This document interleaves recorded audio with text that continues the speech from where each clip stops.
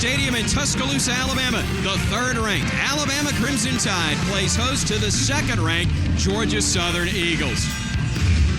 Welcome to Tuscaloosa, everybody. I'm Chris Stewart. So glad to have you with us here on Crimson Tide Pay-Per-View. Well, this time yesterday, the storyline really was two top three teams in their respective divisions squaring off against each other. Georgia Southern, number 2 in the nation in the football championship subdivision, against the third-ranked Alabama Crimson Tide. But Oklahoma State's loss last night certainly has put a change on things. As we take a look at the BCS standings, Oklahoma State was number 2, but their loss to Iowa State last night in Ames certainly changes the looks of things. LSU number 1, Alabama with an excellent chance to move up to number 2 if they can get a victory here today. And as I bring in my broadcast partner, former Alabama quarterback Tyler Watts, tell you what, the rumor is that there's a new adopted sister city for Tuscaloosa, Alabama, and that's Ames, Iowa, because they set off quite a celebration in T-Town last night. They really did, and what's so amazing is the fact that it took former Auburn assistant football coach, Coach Rose, and the Iowa State Cyclones knocking off Oklahoma State, and all these Alabama fans were pulling hard and heavy for the Cyclones last night. Well, they did get the win, but really, for that upset to take full effect, Alabama's got to take care of business in these last 2 ball games. Won't be easy against a Georgia Southern team that runs that triple option like a well-oiled machine. And the thing about running the triple option is you have to play disciplined football on the defensive side. They are going to pound the ball with Mr. Brown right up the middle all day long. Georgia Southern averages over 5.5 yards per carry, and they're going to stick with it regardless of how much success or how little success they are having with it, hoping to find a couple of big plays. Well, the guy that's the trigger man on this offense, a familiar name, Jabo Shaw, a transfer from Georgia Tech. His brother Connor Shaw, the starting quarterback at South Carolina. He throws it pretty well, but he is most dangerous with his feet and his decision-making. And the decision-making is going to be key, and you have to be able to make quick decisions in this type of offense. But I don't think that Mr. Shaw has seen a defense quite as quick as Alabama. And for Alabama, it obviously starts with their defense. Top 5 in every category in the country.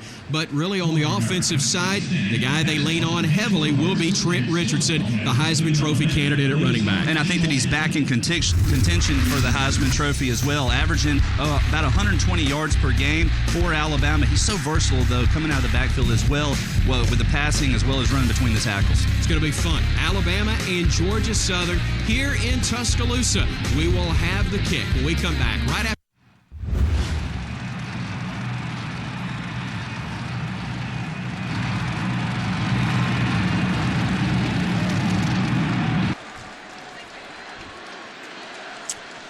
Overcast day on a Saturday afternoon in Tuscaloosa, Alabama. Bryant-Denny Stadium, the home of the Crimson Tide, ranked number 3 in the country right now in the BCS standings, but hoping to make a move up after Oklahoma State's upset loss to Iowa State last night. 63 degrees. Again, quite a few clouds in the area. All in all, not a bad day for college football. The Georgia Southern Eagles of head coach Jeff Monken. They already know they're going to play for their national championship. In his second year, they have won the Southern Conference title, wrapped that up, and they have earned a spot in the 16-team playoff for the FCS. Alabama hoping to play their way into the BCS championship game. Nick Saban, who already has claimed a national title here in Tuscaloosa after winning one at LSU, hoping for the opportunity for his Crimson Tide to play for another in New Orleans early in January. But the Tide will need to get victories against Georgia Southern and then next week at Auburn to give themselves a chance. And then it's up to the voters on those computers, Tyler Watts, which you never know what they're going to spit out after you put all the numbers in. Those pesky computers. You can never trust them, but Alabama's sitting about as good as any one-loss team in the country right now and hoping to even get more help here this evening. Was discussing the situation of all the one-loss teams earlier today and said, you know, a lot of people have an opportunity to make their own arguments. But if this were a court of law, I would much prefer to be the attorney for Alabama, because I think they do have the best case of playing an undefeated LSU if the Tide can take care of their business. I think that it's a more legitimate argument than most teams can make across the country, simply because of who Alabama lost to. We lost to the number one team in the country in LSU, and it took them overtime in order to be able to do it. And I think a lot of the people that saw that ball game as well saw all the missed opportunities that Alabama had, and they see that Alabama matches up the best with LSU.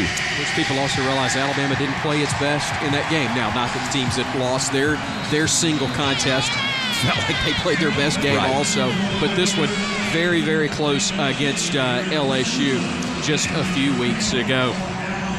Handling the kicks for Georgia Southern will be Billy Greer.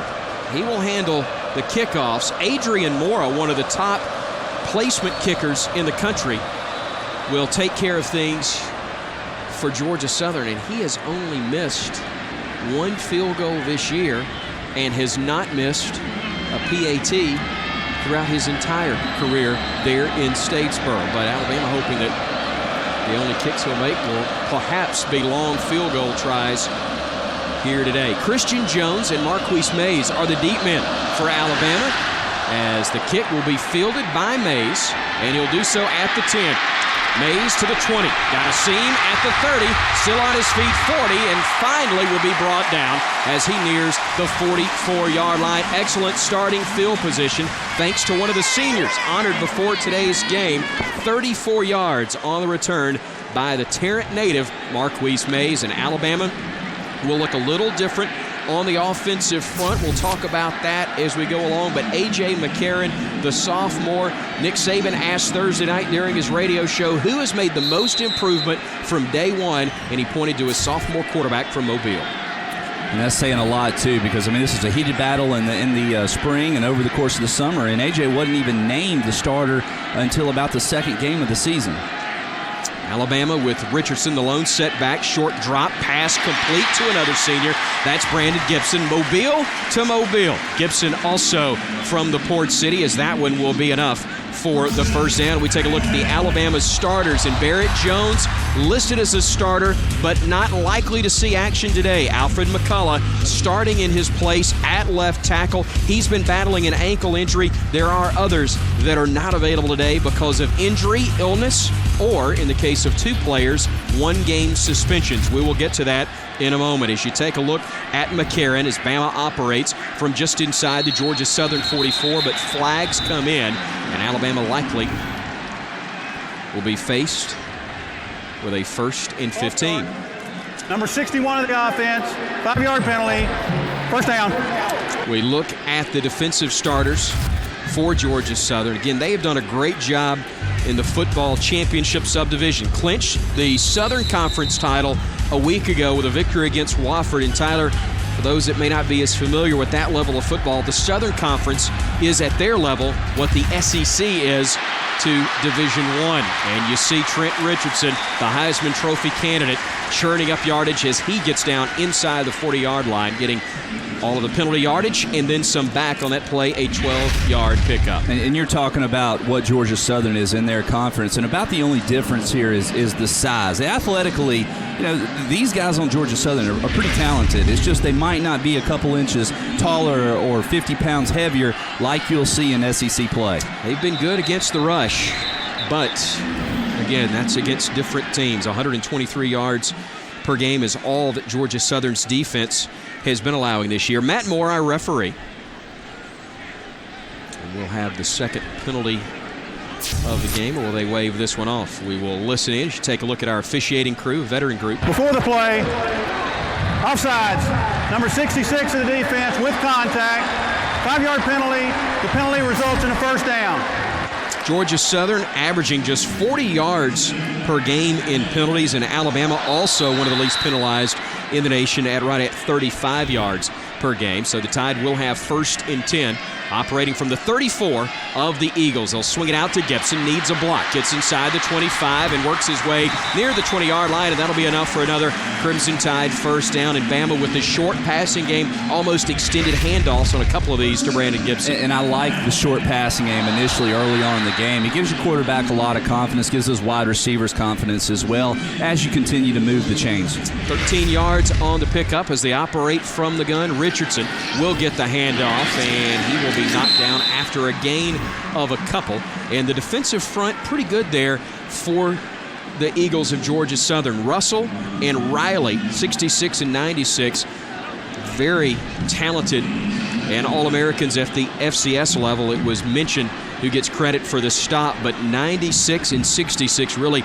jumped off the film to the Alabama coaching staff. The talented young players, and you can see why Georgia Southern has so much success at their level in their conferences because of guys like this. And this is a destination school for football players at this level. So Crimson Tide on 2nd and 8 now. Again, McCarron from the gun looks, throws it out of the hands of Gibson. Couldn't hang on to that pass. That was just a shade behind him, so it's going to be 3rd and long for the Crimson Tide, and Georgia Southern hoping to force Bama into that situation all afternoon. Yeah, I'm not sure if AJ just felt like he needed to get rid of this. They brought a little blitz, but DJ Fluker did a nice job picking it up, and AJ, that might have been one that he just kind of forced into coverage. So here's the Tide on 3rd and right at 8 yards. They need to get to the 10 to keep the drive going.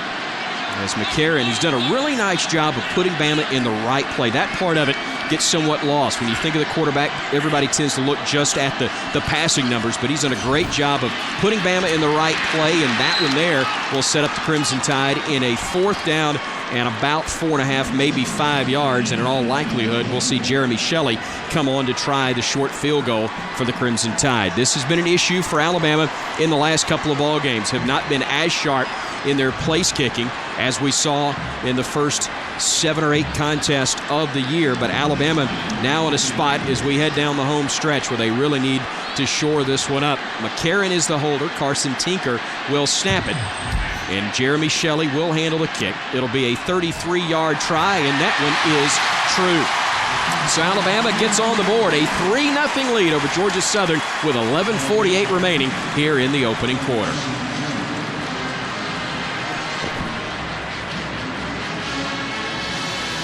Tyler, Alabama obviously would prefer to punch it in right there, get the 6 points, but from a mental standpoint, maybe just as important to go ahead and get a field goal kicker to boot one through, get a little more confidence in that part of the game. Some points are better than no points. That's the old adage. But this has been an area of the field that the Alabama offense, especially the last 3 games, has really bogged down and not had that much success. They get inside that 30-yard line, they just don't seem to have it anymore. Not able. You saw the missed pass by A.J. McCarron. Had to run it on 3rd and 10. Only picked up 5 yards on the play. So I think that Coach Saban as well wants to be able to get touchdowns. But as you mentioned, walking away, there was no hesitation in sending out the field goal unit on that drive. Go ahead and get the confidence once again in the kicking game because you're going to need it down the stretch. Jeremy Shelley now 14 of 18 on field goal tries this year. He's a guy that handles primarily the shorter field goal attempts. Cade Foster normally called on for kicks of 45 yards and longer, but you see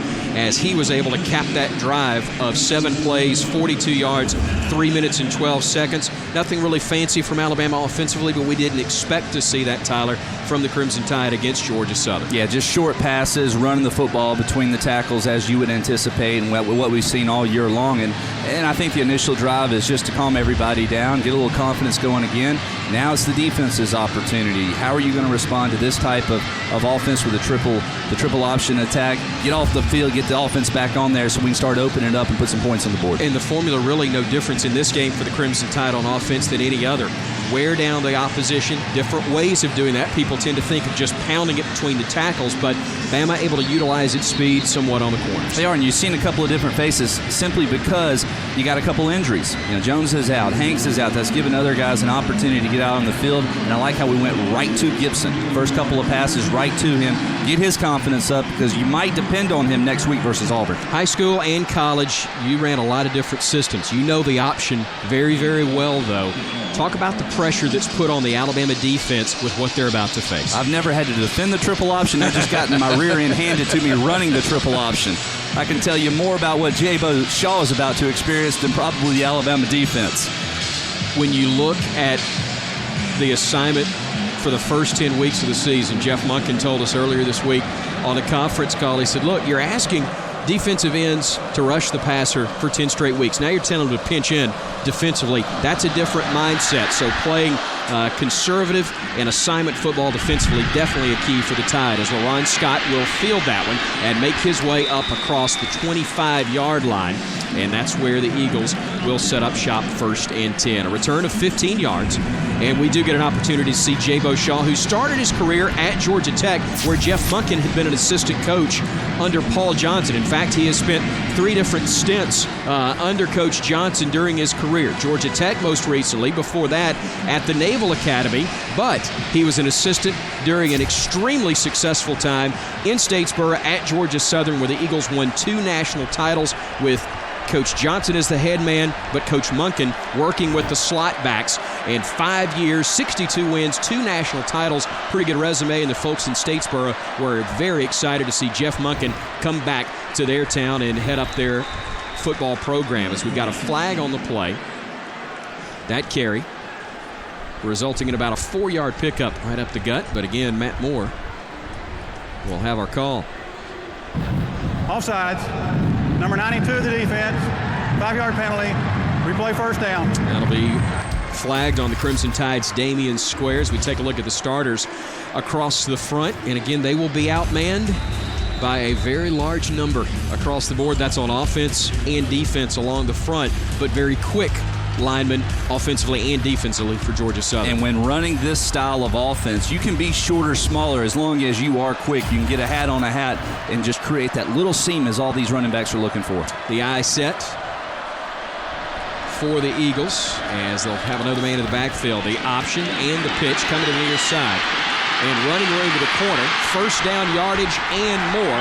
That's going to be Jarrett McKinnon picking up big yardage as Alabama stopped the quarterback, but able to get rid of that pitch in time to pick up 30 yards on the play. And we talked about quick decisions for Shaw were going to be key, and could Alabama force him in not having enough time to make those decisions? You saw how quick that play developed, and Shaw responded, pulled it out of the belly, and pitched it out quick. So 1st and 10 for the Eagles. They are in Alabama territory at the Crimson Tide 44-yard line. This offense amassing 320 yards per game on the ground, through the air another 112, so they keep you honest with their passing game, but there's no question most of their damage is done on the ground. And speaking of damage, they give right up the gut, and Dominique Swope getting clocked right there. A gain of a couple, perhaps, as we take a look at the Alabama defensive starters again.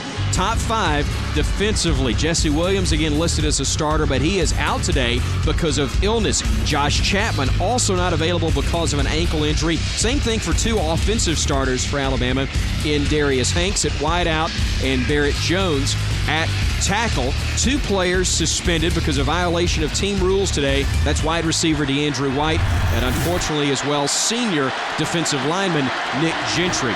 So here on Senior Day, he is not going to be available because of a suspension handed down and announced about an hour before kickoff by head coach Nick Saban. They get the ball to the corner once again, and Darian Robinson taking the option pitch, and once more, the Eagles are able to move the chains. And what was key right there was a block by Hickey. You'll see Drake Kirkpatrick here at the tail end just missed the tackle, and that's what allowed for the big gainer. Dante Hightower, one of the All-Americans and also All-Star candidates for the Crimson Tide, making the stop defensively. But again, they're making these stops further downfield than the Crimson Tide would like. Nick Saban said they started preparing for this 2 seasons ago.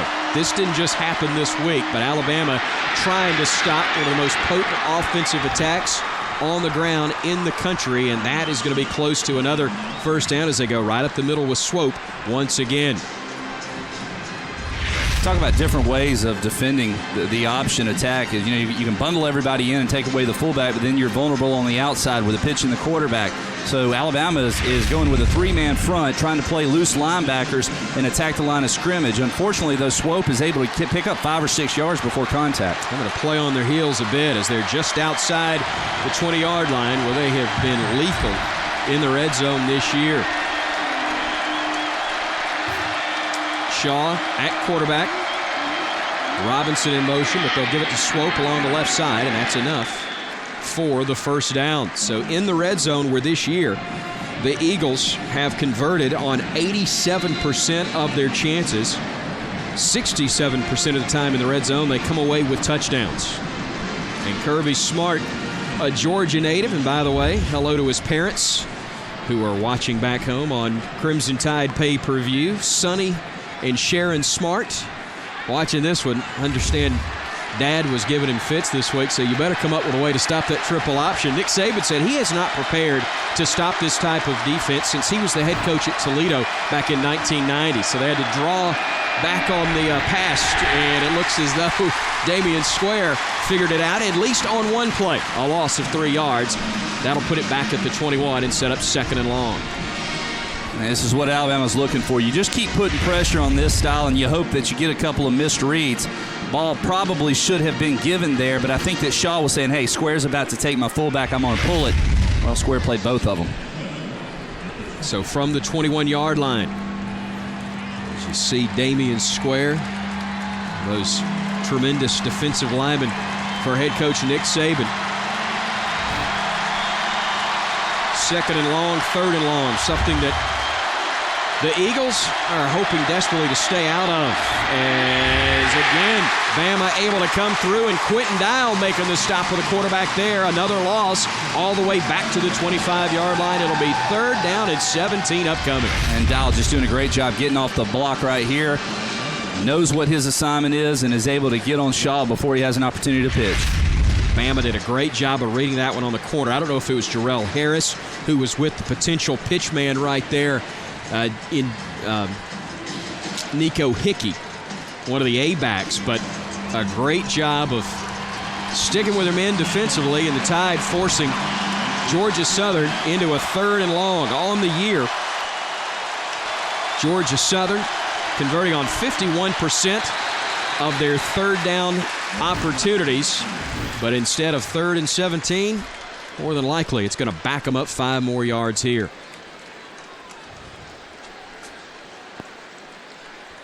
Matt Moore, a busy man in the opening quarter. Number 77 of the offense. 5-yard penalty. 3rd down.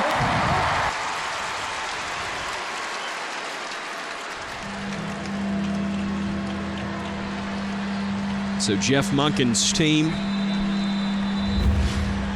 with a 3rd and 22. Not an awful lot of plays for this in the old triple option. They're hoping to get a little bit of it back maybe, and then turn things over to Adrian Mora, their talented place kickers. We'll see Shaw operating from the gun. That 1st down marker all the way inside the 8. They'll try to get a little of it back going to Swope, and he'll make his way to the 25, but that is where he will be brought down, and we will indeed see Adrian Mora come into the game. He has been outstanding really throughout his career. 12 of 12 on field goals. He has also been perfect on PATs throughout his career. This will be a 42-yard try where he is 2 for 2 in this range, but that one's going to be blocked. Kirkpatrick will scoop it up, and it'll be a foot race. And my money's on 21. Touchdown, Alabama. Dre Kirkpatrick scooping it up, going 55 yards after the block, and Alabama with a 9-0 lead. It looked like, I believe it was Hightower right up the middle. Right. It was a huge surge right up the middle over the center, but I believe it was Hightower that batted away with his left hand. He may not be a mountain, but he ain't a molehill either. Mount Cody with one of the more famous blocks in this stadium over the last couple of years. But Hightower with a big one. Do we give him an assist as well as a block? Jeremy Shelley booting that one through. And, boy, what a turn of events for Georgia Southern. They have 1st and 10 inside the Bama 20. And instead, they turn around about 4 plays later. The Tide has rolled to a 10-0 lead here in Tuscaloosa.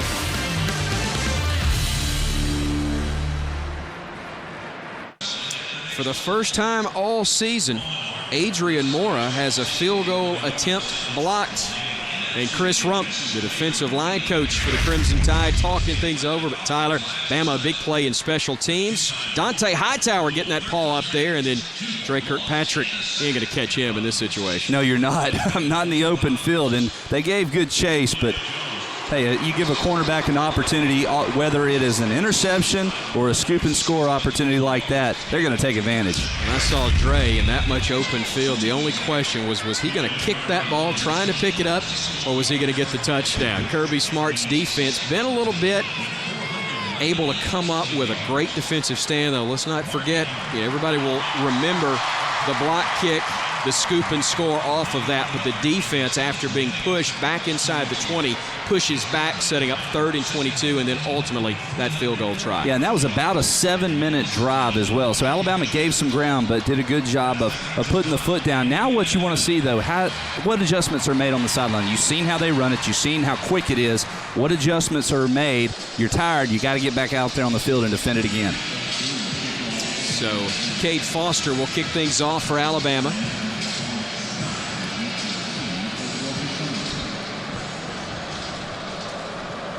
Again, the deep men for Georgia Southern. Ron Scott actually will be the one to field this one from his 7-yard line to the 15 to the 20, and is going to be ridden down as he gets across the 26-yard line. Stop made for the Crimson Tide there. Good job in special teams on the part of Kelly Johnson. Alabama's special teams has had an awful lot of opportunities to go in kick coverage, as the injured player being helped off the field is actually going to be Will Lowry, I believe. See that sleeve there on his right knee, and I don't know if he got twisted up or what, but he's definitely favoring that side. That's this is one of those games where you want to win and you just don't want to lose anybody.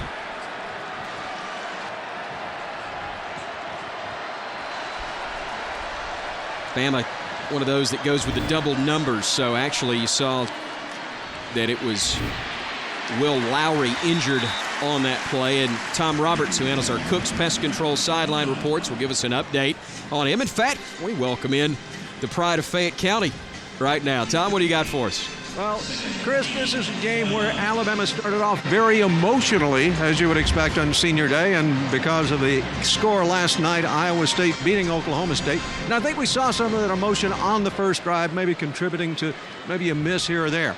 But when they had the chance to block the field goal, and it took 2 negative plays on defense to kind of push him back maybe out of his range, they responded. Dante Hightower says, yeah, I got the block, and Kirkpatrick took it away for the touchdown. He does indeed. Thanks so much, Tom. Our Cooks Pest Control sideline reports coming from Tom Roberts, as we've got another flag on the play.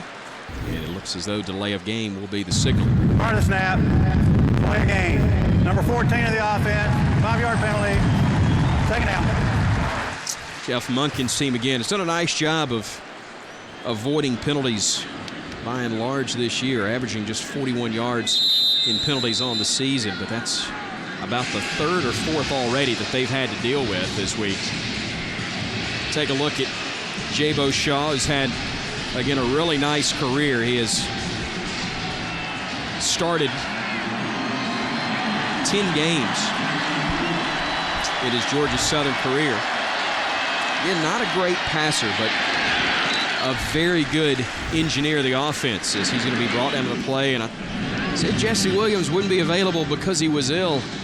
He got well apparently pretty quickly. He's in on the stop. We've seen, because of a couple of guys' injuries, illnesses, whatever the situation be, especially on the defensive side, we've seen a couple of new faces we hadn't called out all year. Brandon Ivory on the previous drive. did a good job coming in. So that depth is starting to kind of build. The coaching staff's feeling comfortable putting some guys we have not seen to this point out there on the field. Good to see Jesse Williams, the junior college transfer from Brisbane, Australia, in the game defensively for the Tide. Shaw trying to roll and throw on 3rd and long, and he'll just have to unload that one. Got drilled and still couldn't get the pass completed. Alex Watkins, what a story. One of the seniors being honored, Tyler. He suffered a knee injury in the offseason, came back from that quicker than anybody thought he'd be able to because he didn't want to miss any time for his senior year. You see the big cast on his left arm, a broken arm, suffered, and then 2 weeks later, he's back on the field in special teams, playing defensively the following week, and you see that big old club on the left arm, and that is not slowing him up a bit as Marquise Mays will call for the fair catch and make it after the high spiraling punt from Charlie Edwards pins him back to the 29-yard line. A 45-yard kick, and Alabama will have possession 1st and 10. 2:58 remaining in this opening quarter of play and leading by a score of 10-0 over Georgia Southern.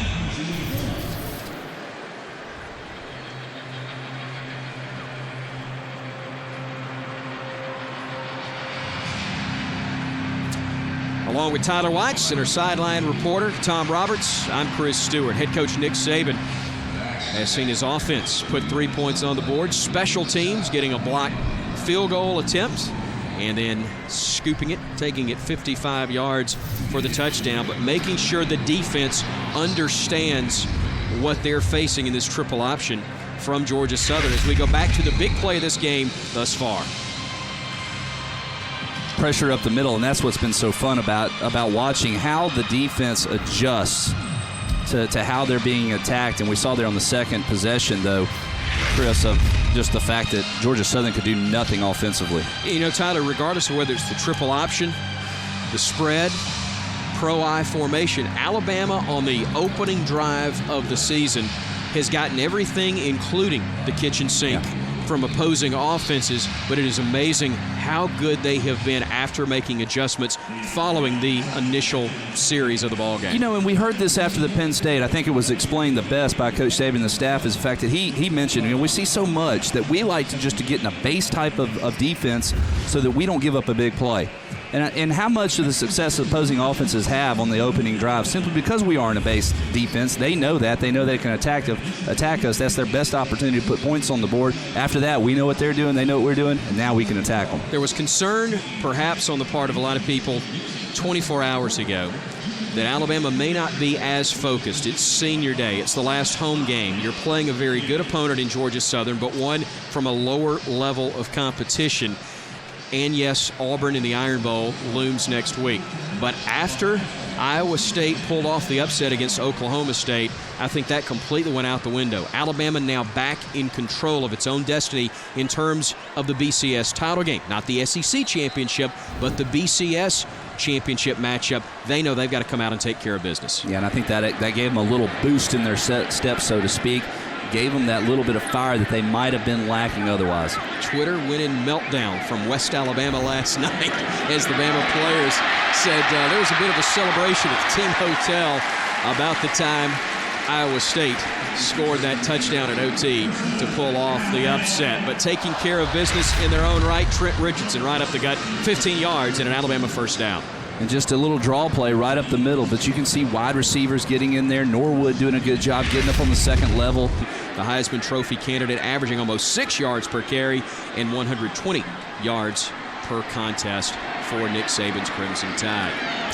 McCarron on the handoff, just waiting, reading, and then doing something special as he has done from the moment he walked on campus. See, and the thing about it is, though, Richardson gets all the credit on this play, and he should.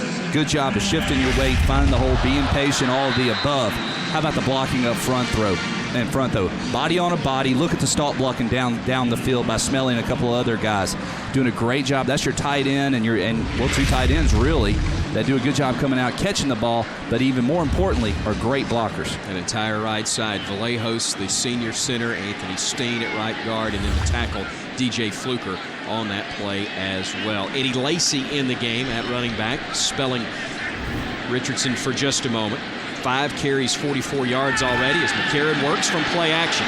All day long to throw, finds Lacey as the safety valve. He picks up the first down before being knocked out of bounds. It'll be another Crimson Tide first down. And Lacey, a guy who's been battling a bit of a turf toe injury. They have limited his activity the last few weeks, making sure he's ready to go on Saturdays. And this is a good play, though, for A.J. McCarron as he hits.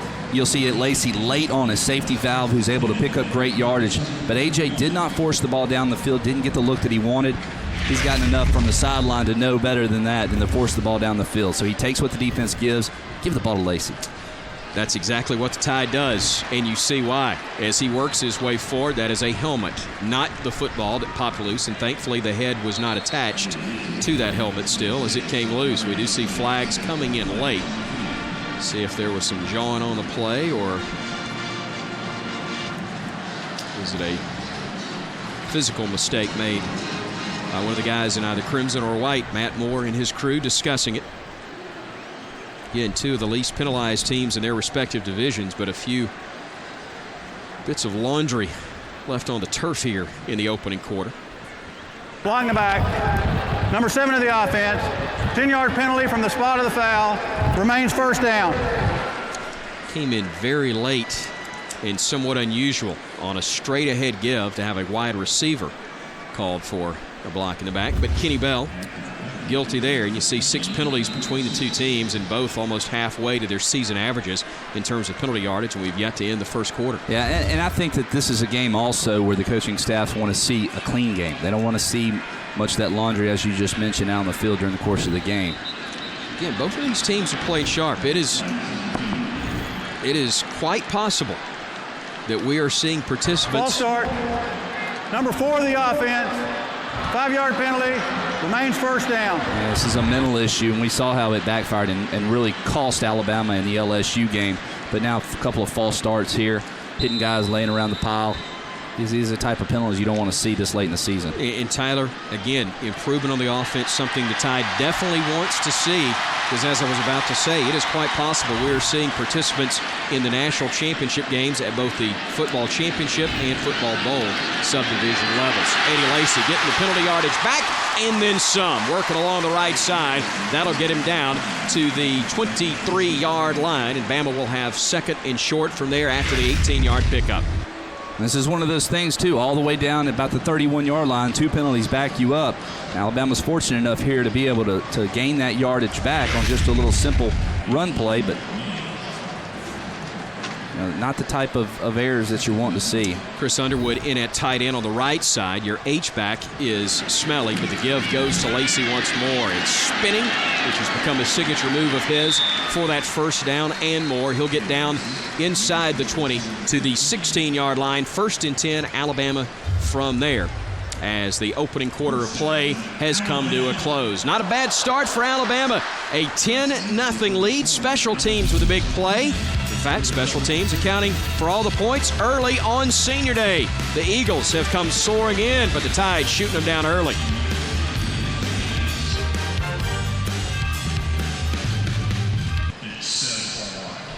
A 10-0 lead for the 3rd-ranked Alabama Crimson Tide here at home over the Eagles of Georgia Southern. A field goal from Jeremy Shelley, and then a blocked field goal on a scoop and score from 55 yards out on the part of Dre Kirkpatrick, giving the Tide the lead along with Tyler Watts. I'm Chris Stewart. Glad to have you with us here on Crimson Tide Pay-Per-View. When we take a look at the time of possession, more than likely dominated by Georgia Southern. That's all right with Alabama as long as they've got that lead in the ballgame. It's kind of a concern because they took about 6.5, 7 minutes on that opening drive, went down the length of the field, but blocked field goal resulted in a touchdown for Alabama. But then, as we mentioned, 3 and out on their next possession. Alabama just hasn't had that many opportunities on the offensive side. That's why you're seeing the time discrepancy. You will see that, and that's why you need to take full advantage of those offensive series. You won't get a lot against Georgia Southern. Bama did get 3 on its first drive, and they're marching inside the red zone on this one. And this is important. This is an area where it's been of concern the last several weeks, and there's got to be a point of emphasis of either being able to run the football or take your shots down the field inside, just outside the red zone, but you got to be able to get touchdowns as opposed to field goal opportunities. Jim McElwain, the veteran offensive coordinator, a part of so many victories in his time here, part of Nick Saban's staff. there have been some times where there's a week or two, but Tyler, over the course of a 12 to 15 game or 14 game season, that's going to happen. Making sure you minimize those and find a way to win even when you're not at your best, so very important, as you see Coach McElwain there to your left with Burton Burns on the other side. And that's what you try to continue to coach your guys up, because 9 out of 10 times you get in this area, it's not play calling, it's execution. Crimson Tide working on 1st and 10 from just outside the 15-yard line. Red zone opportunities this year, Bama, 85% of the time they've gotten points, but only 57% of the time have they been able to get touchdowns, as Richardson is back of the game. He gets the call. He gets to the 10. He gets hit and brought down right at the 5-yard line, just shy of it. Is actually where they will mark the line of scrimmage. That's going to be very close to a Bama first down. I'll tell you what, William Vallejos did a nice job. He kind of got pushed back a little bit at the line of scrimmage, but see how he turned him? That's what allowed that hole to open up and Richardson to be able to go through. You are very good on the time estimation. Actually, 8 minutes, 50 seconds for Georgia Southern in the opening quarter, just over 6 minutes for the Crimson Tide. But again, a 10-point lead, and Alabama knocking on the door of the Eagles once again as they'll bring the chains across and measure the gain for Richardson, who's already over the 50-yard mark on just 5 carries this afternoon. It is enough for a first down as Matt Moore makes the signal for us here. And the Tide, 1st and goal from the 6, and this is where, again, one way or the other, Alabama's got to find a way to punch it in.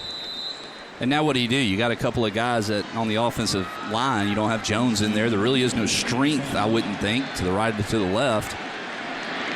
It'll be solid across the board. You want to stay away from penalties, which hurt the Tide in a couple of situations, as we talked about. Richardson up the gut, bulling his way near the end zone, but will be stopped shy. He'll be brought down at the 2. Eubanks, one of those linebackers, stepping up to make the hit for Georgia Southern. Again, they have been good defensively throughout the course of the year. And Olbeck also stepping in to help out on the play. Again, defensively, in red zone opportunities, they have held the opposition to just 53% touchdowns. 63% of the time Jeff Monken's squad has allowed points at all. Mays the wide out to the near side. Kenny Bell up top. Boy, you've got a full load of beef up there on the offensive front, but they cannot clear a path, and Richardson is going to be brought down. A number of guys there. Minchin, Rowe, among others. You see Riley and Westbrooks also helping out of the play, but Bama going backwards, which is not at all what they wanted to see, and now faced with 3rd and goal back at the 4-yard line. Yeah, and this is kind of the mentality of a lot of people of, hey, get inside the 3-yard line, just pound it, pound it, pound it. We're stronger, we're bigger, we can move guys out of the way. Sometimes there's more numbers than you can potentially block, and you get a shooting linebacker like what we just saw, it can cause some problems there in the backfield. 11 carries, 69 yards on this drive. Bama has thrown it maybe twice at the most on the drive. Passing situation here. Unloaded Richardson. Touchdown, Alabama. Oh, what a play by A.J. McCarron. In the face of a heavy rush up the middle. Took his time, found Richardson in the flat, and Bama leads it now 16-0. Well, Georgia Southern gambles. They bring Eubanks unblocked. But as you mentioned, nobody there to cover Richardson, and A.J. recognizes it and get rid of the football quick. They had men in the passing lanes, though, Tyler. That was an excellent throw by McCarron to get it over the top and into the hands of Richardson in stride. Here's Jeremy Shelley on to try the extra point. That one is up and good, and the Tide now with a 17-0 lead with 12:56 remaining in the second quarter of play here in Tuscaloosa. Alabama looking good here at home. The offense able to put points on the board. Trent Richardson making it a 17-0 Bama lead.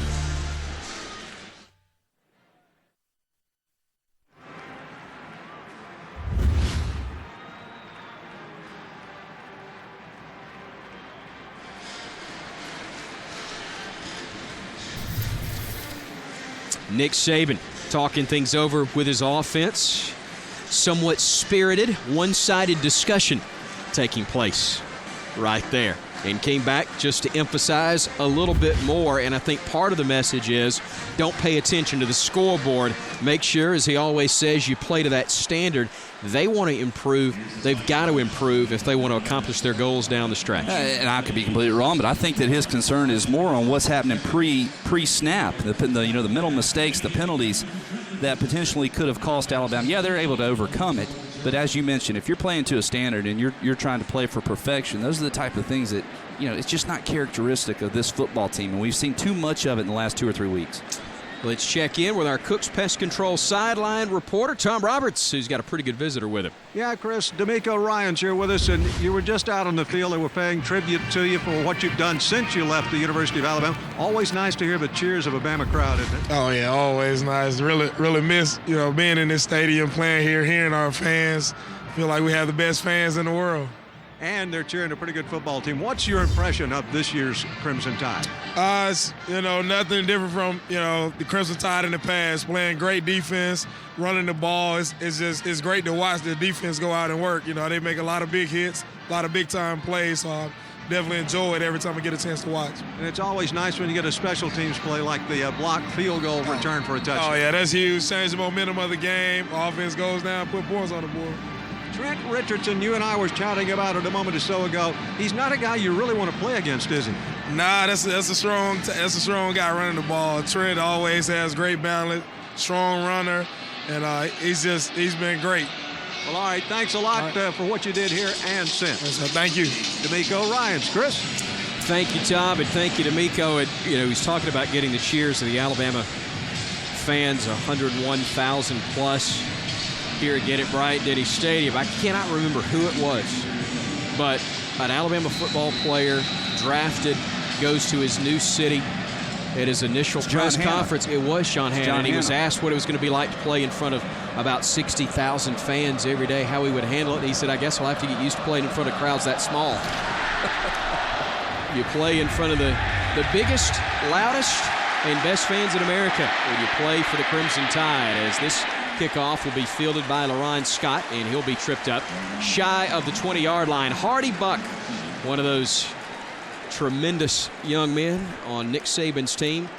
Great special teams player, making the stop there after about a 20-yard return. That one fielded 2 yards deep in the end zone. But Kelly Johnson and Hardy Buck, part of the special teams. Those guys and their roles so very important. I think Tom referred to them as special teams specialists themselves. A lot of times you'll see guys that play defense or offense on special teams. Those are young men that primarily see their action in special teams. They take great pride in it, and its importance can't be overstated, as Bama gives up a big play along the right side to Swope, and Bama trying to catch him in a foot race. Lester gets knocked down, and just like that, Georgia Southern is on the board. 82 yards. Dominique Swope goes on the option right side, and that's why you can't rest against the Eagles and their triple option. And that was just the dive right up the middle, and you kept thinking, all right, where's the safety held? Where's the speed guys in the secondary going to run him down? That look says it all. And that's the thing about it. If everybody's playing assignment football, sometimes you're running yourself out of the play because you're dependent on the other guy taking away the dive. Charlie Edwards, the holder. Carter Jones will handle the snap, and Adrian Mora, who has never missed a placement in his Georgia Southern career, will boot this one through. And the Eagles right back in it. 17-7 your score. And where was the breakdown here, Tyler? It's hard to say. Was it Watkins that just didn't make the tackle, didn't take the dive? Kirkpatrick late coming over as well. But you got to give credit to them. Maybe a guy like Bryant, who's an A-back down the field making blocks. Watch right here. Oh, it was actually Pagan, Jeffrey Pagan. Yeah, freshman, true freshman out of the state of Georgia, who got caught watching the paint dry on that one. Yeah, kind of stepped up and didn't really know what to do. That's what we talk about. Hey, a young guy getting an opportunity. Though sometimes you learn best when something negative happens. So now he can come over, regroup his things, get back out there, and not make the same mistake. Alabama has been among the nation's best, in fact, leading the country in the top 5 defensive categories. Among them, points per game allowed. Alabama allowing, on average, 7.1 points per game.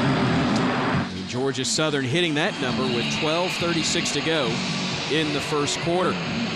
So the Tide's attention has once again been grabbed by the visitors from Statesboro, Georgia. As Billy Greer will come on to kick off.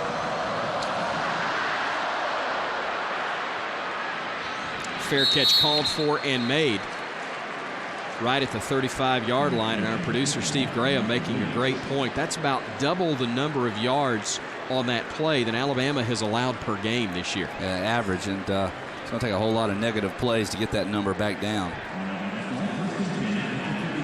Alabama defensively so good, giving up right at 52 yards per game on the ground. Kirby Smart's team giving up 82 yards on that play. Eddie Lacy back in the game at running back, is operating from the Wildcat. Will be A.J. McCarron. Christian Jones, the freshman out of Minor High School near Birmingham, in the slot with Mays up top. And you got flags coming in. Georgia Southern showed blitz, and I think DJ Fluker may have flinched. But when you're DJ size, a flinch, you can't hide. Number 76 of the offense. 5-yard penalty, remains first down. Yeah, that can be so difficult because offensive tackles are, when they see a 9 technique, somebody way outside on the speed rush, they have to kick back so hard to be able to get that block. When you see that pressure coming, you don't want to wait. You don't want to wait. So as a quarterback, you got to try to help your guys out, make the adjustment, but then get the ball in play. When you're 6'6", 335, a flinch will show up on the Richter scale. So you knew that flag was going to come in, and a great job defensively by one of the young men we talked about for Georgia Southern coming into this contest, as Brent Russell makes a great play there. We check in with our Cooks Pest Control sideline reporter, Tom Roberts. Chris, earlier in this ball game, Will Lowry injured, limped off the field. They've checked him here on the sidelines, had ice on the right knee. He's been taken to the locker room. We will not see Will the rest of the day. Will, one of those seniors, a walk-on, big part of Alabama's success over the years. 5'10", 180 out of Hoover High School. McCarron with a lot of time, but nobody to throw it to. Now he's going to tuck it and run, and he will wisely slide down as he gets to about the 33-yard line. It'll be second down and long from there, but again, getting a little something there on second down, and now third and about a dozen upcoming. Yeah, 3rd and 12 is much more manageable than 3rd and 18, so didn't force the ball once again. If you have to punt, that's okay, but you take what they give you, pick up some extra yardage. We have plenty of plays that can convert this 3rd and 12. Alabama just 1 of 2 on their 3rd down attempts thus far. Empty set for McCarron, working from the shotgun. And again, flags come in, and perhaps it was the Tide who moved once more. Ball start. Number 65 of the offense. 5-yard penalty, remains 3rd down. And that was Chance Warmack, guilty of that infraction. So a couple of penalties on one drive, and then you have a loss, a negative play after a snap. Nick Saban stewing on the Bama sideline, as the Tide has been its own worst enemy thus far. 3rd and long for McCarron. Looking, he's got a man, and Gibson makes the diving catch, and that'll be enough for a first down. A great throw and catch on the Mobile connection. A.J. McCarron to the Crimson Tide's Brandon Gibson. Kind of crossed up the receivers on the outside, and this is a well-placed ball and an excellent catch. Able to pull that down. There wasn't a whole lot of room for that ball to be thrown in there, but the only option on the field. Bama quickly works it ahead after the 22-yard gain. Eddie Lacy getting the carry there. McCarron coming into the ball game 164 for 252, 5 picks, 10 touchdowns, and averaging just over 200 yards per game. And Gibson, not a primary target, but 9 catches now in his senior season, and averaging almost a first down per reception. So 2nd down and 6 for the Crimson Tide after the 4-yard gain. It'll be Lacey once more. Big hole opens up inside the 40. Barreling his way inside the 35. It takes half of Statesboro to bring him down at the 31. It'll be another Crimson Tide first down after the big run there from Alabama's Eddie Lacy. 14 yards carrying the pile the majority of the way. You know what I love about it is great patience right here. Steen doing a good job pulling around, but you see the vision there? This is what I love though right here. He probably didn't gain any extra yardage, but he didn't go down. The people here love that. Kept the legs churning as Trent Richardson comes back into the game for Alabama on 1st and 10 from the 31. He's not bad either.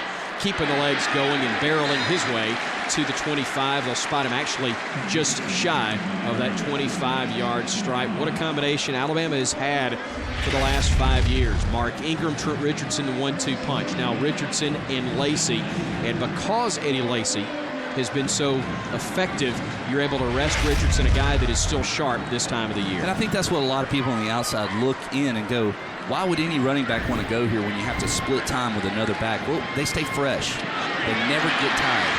Quick out to Gibson. And he's able to fight his way for about a yard after the catch. Needed an extra block, but defended well.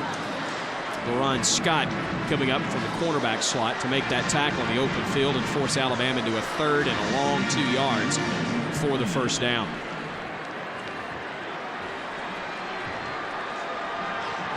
Kevin Norwood in the slot to the top of your picture there, along with Gibson. The handoff to Richardson. He's got a first down right to the 20-yard line. They'll spot him there, and Bama will have 1st and 10.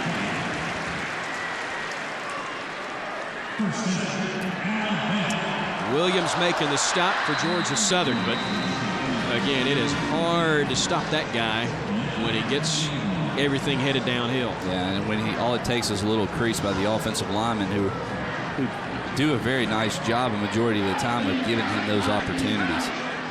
From the pistol, McCarron stepping up, checking off for Alabama. Again, 2 wideouts up top, Norwood and Gibson. Hank's out today because of injury. Richardson motoring to the right side. Brad Smelly, Michael Williams, those 2 big tight ends helping clear the way as he picks up 9 on that one. This was a really nice check by A.J. also, going to the short field. He saw pressure coming from the outside, didn't have enough guys over there. He runs it to the boundary and picks up good yardage. 2nd and a long 1 yard as Marquise Mays is back in the game. Good look at A.J. McCarron, the sophomore. Handoff Richardson. Finding room. First down and a whole lot more. 1st and goal, Alabama from the Georgia Southern 3-yard line. Just right up the gut. Now you're kind of starting to see that offensive lineman really pushing guys around. A lot of space right there around the line of scrimmage. It's an even dozen first downs for Alabama as we're at the midway point of this 2nd quarter of play. You see the numbers.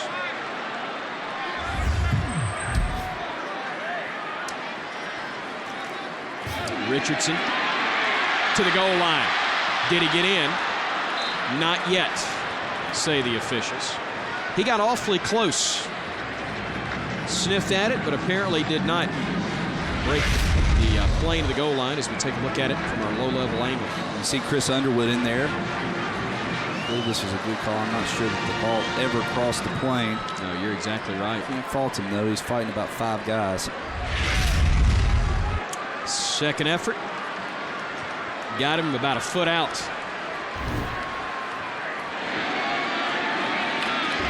Richardson over the top. Touchdown, Alabama. Normally by ground. That time by air. Trent Richardson finding the end zone to extend that Bama lead to 23-7. Basically the same play once again on 3rd and short. Nice job of the offensive line. I think he's showing off. What was his hang time there, for crying out loud? More than mine and yours. Woo! Well, no shot with mine.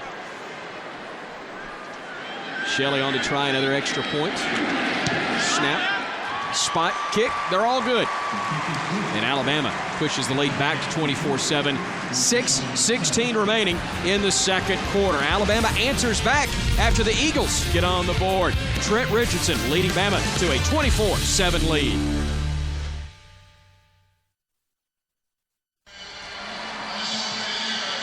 Alabama pushing the lead back to 24-7. Trent Richardson capping a drive that covered a dozen plays, 65 yards. Bama chewing a little time off the clock as well. He goes airborne from a yard out to give Alabama a 24-7 lead, and getting the crowd into this one once more at Bryant-Denny Stadium. And some great fans down on the field right now with our Cooks Pest Control sideline reporter, Tom Roberts. Thanks, Chris, and we're here literally with some special spectators. Courtney from Hueytown, you've been a Bama fan your entire life, I assume. I have. What was the best part of this first half of the game, or this day for you here at Bryant-Denny? Well, it all has, but definitely being on the sidelines. Being on the sidelines, and Jaquarance, who's here in the arms of the founder of Special Spectators, Blake Rockwell. You had a good day, Jaquarance? Yeah, it's fun. Yeah, I think he had. Blake, Special Spectators, truly a special group, and you founded it. What's the goal of this group? Goal is just to give these kids who are going through so much and their families a day of fun, and there isn't a better place than to be right here at Bryant-Denny Stadium. And Courtney, you say you're a senior in high school. I don't believe you're that old, but you've been a Bama fan your whole life because you grew up where? I grew up here, but I was born in Northport. Well, great. We're glad to have you all with us. Thanks for what you're doing, Blake, and specialspectators.org is the website. Yeah, that's correct. Thank you very much. All right, truly some special spectators. Chris, back to you. Thank you, Tom.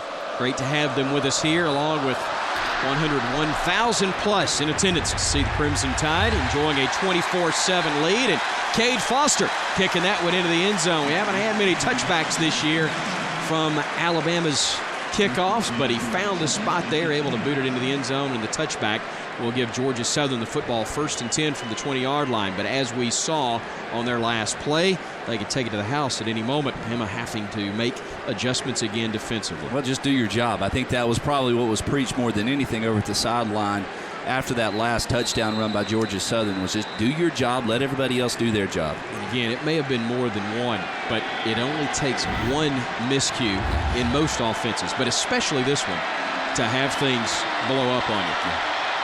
See the numbers already, 134, and we haven't gotten to the end of the half. That is the most Alabama has given up this year, but again, not a surprise with what Georgia Southern can do. Bama, a great job in run support there. Dre Kirkpatrick had a touchdown earlier in special teams, makes the hit defensively after a gain of a yard. See, and this is what's so key. If you can take away the dive, it's so quick, it hits you so fast. You'd have to take away the dive, and then you can use your speed on the defensive side to react to the quarterback coming around, running lateral down the line of scrimmage, and that's what Alabama does there. And Courtney Upshaw's able to come off of his block, Kirkpatrick's able to get off his block and make a tackle. Jarrett McKinnon got the last carry.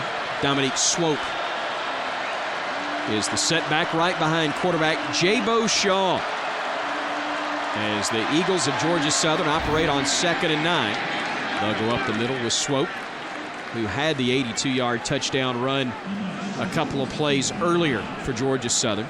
But now they're faced with 3rd and about 4, 0 for 2 in third downs thus far in the ball game. Just thinking about it, I mean, what do you think that the Alabama players have been thinking all week long? I have not seen this since 7th or 8th grade. But when run effectively is so difficult. It's no different than the spread or anything else. When run effectively and executed properly can be a challenge. So on 3rd and about 3, Shaw brings him to the line of scrimmage again. You see the time ticking under 4:50 remaining in the opening half. Bama on top 24-7, showing blitz, and there it comes, but the give up the middle, and they're going to be awfully close to that first down. Shaw gave it on the first option, and it's a real good thing for him that he did. Well, it's a good thing they ran it to that side of the ball as well. He runs that play to the left, and what a great job by Jesse Williams coming off the block and making that tackle. But Hightower was about the 4th man in the backfield. Got there almost before the snap. And it will be 4th down in inches. And what will the Eagles do right here? Down 24-7. They've already wrapped up their conference title. They know they're going to the playoffs. Why not? They will go for it here. They go quarterback sneak. And Bama again having to kind of play on their heels, respecting the option read, able to get enough of a push. First down and a little bit of extra there for Shaw. Yeah, the clock continues to roll now inside of 4 minutes. Georgia Southern not in a rush. More concerned with just moving the chains. A little bounce, the step of the Eagles as they leave the huddle as well. Going for it on 4th and inches. Deep inside their own territory, but a fresh set of downs. As Shaw barks instructions, working under center. On the option pitch, getting to the corner and getting close to that first down mark. Again, Jarek McKinnon. That's going to be a gain of at least 9. He may have gotten 10. Again, just a great read on the part of the quarterback, Jabo Shaw. Took away the dive, nice. Upshaw takes away the quarterback. Looks like Alabama's just relying a lot on their cornerbacks to be able to play the pitch man. And you got to be careful because if you start shooting safeties up the field to take away the pitch, next thing you know, Georgia Southern will fake the option route and throw it downfield. And they can do that. And that's where Coach Monken told us that they're most effective. When teams start to just sell out completely against the run, play action can be very effective for them. They do go on the pitch again, and they'll pick up 7, 8, 9, maybe 10 once more. McKinnon, again, having his number called. And Shaw takes a beating, but is able to continue to make the right decision. A 9-yard pickup there. Again, you kind of laughed about it in the open, but talk about his mindset running that option against a defense bigger, faster, stronger than any he's ever faced. Well, I guess it depends on how you look at it. Yeah, it's going to be difficult, but if you have the mindset of, hey, these guys are going to get me prepared to see or for something that I'll never see again the rest of the season, you can use it as an advantage. Swope and McKinnon in that backfield. There's McKinnon to the right, but they go up the middle with Swope. He's got the first down and more as the ball will be spotted at the Alabama 42-yard line. So Georgia Southern able to get into a rhythm now. They've had a blocked field goal scooped up and scored on by Alabama.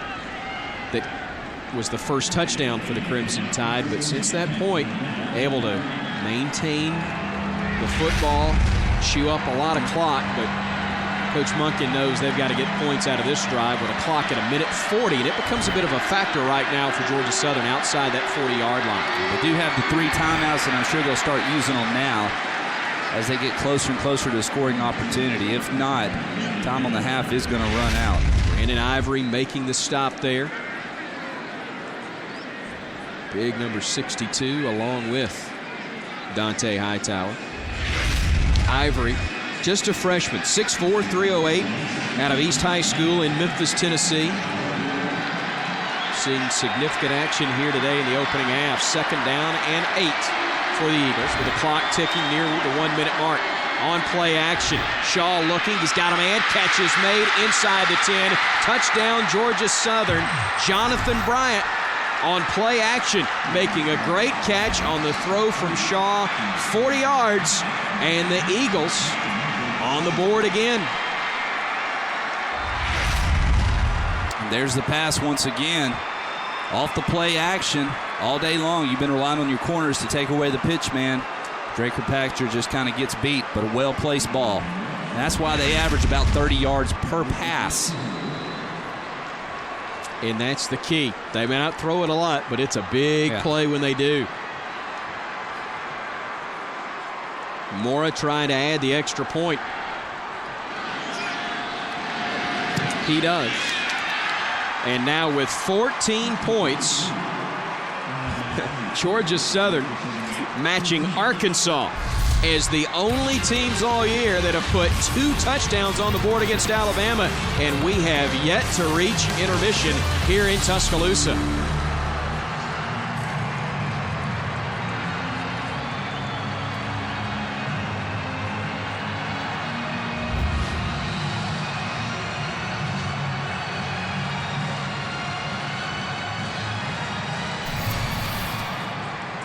Well, Penn State scored just 11.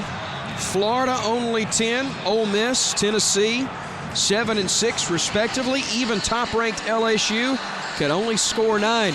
But Tyler Watts Georgia Southern doing what only Arkansas was able to do. 14 points on the board against the Crimson Tide of Alabama, and they may not be through. Well, the game's not over, though, Chris. You say they may not be through. I say they may not score another point the rest of the game. It exactly.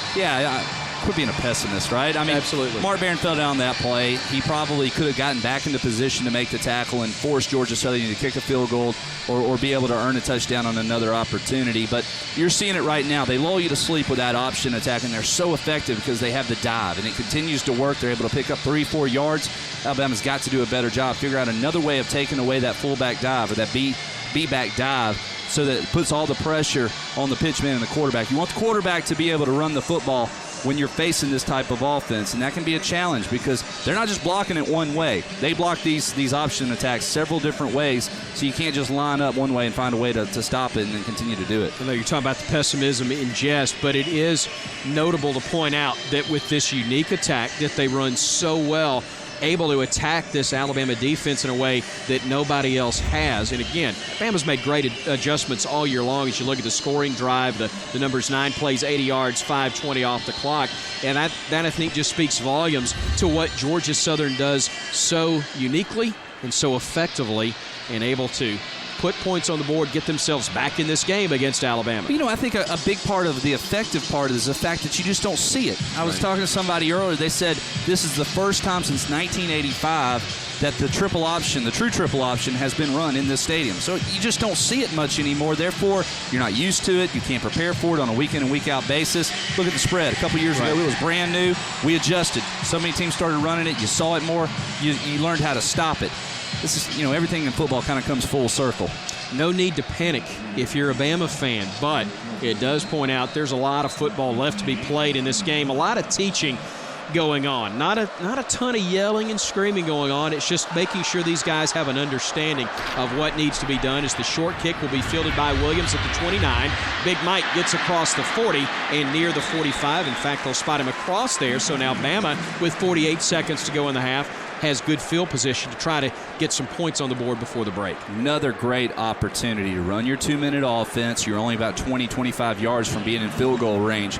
A great scoring opportunity here for the offense and a good way to end this half for the Alabama offense. You see the Bama coach's box there. In fact, our boss in the far left in the CTSN booth, Jim Carabin, the general manager of the Crimson Tide Sports Network, he's offering suggestions as well.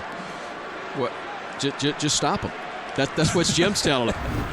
So 1st and 10 for the Crimson Tide. Richardson getting the carry, and he will be brought down as he gets across midfield.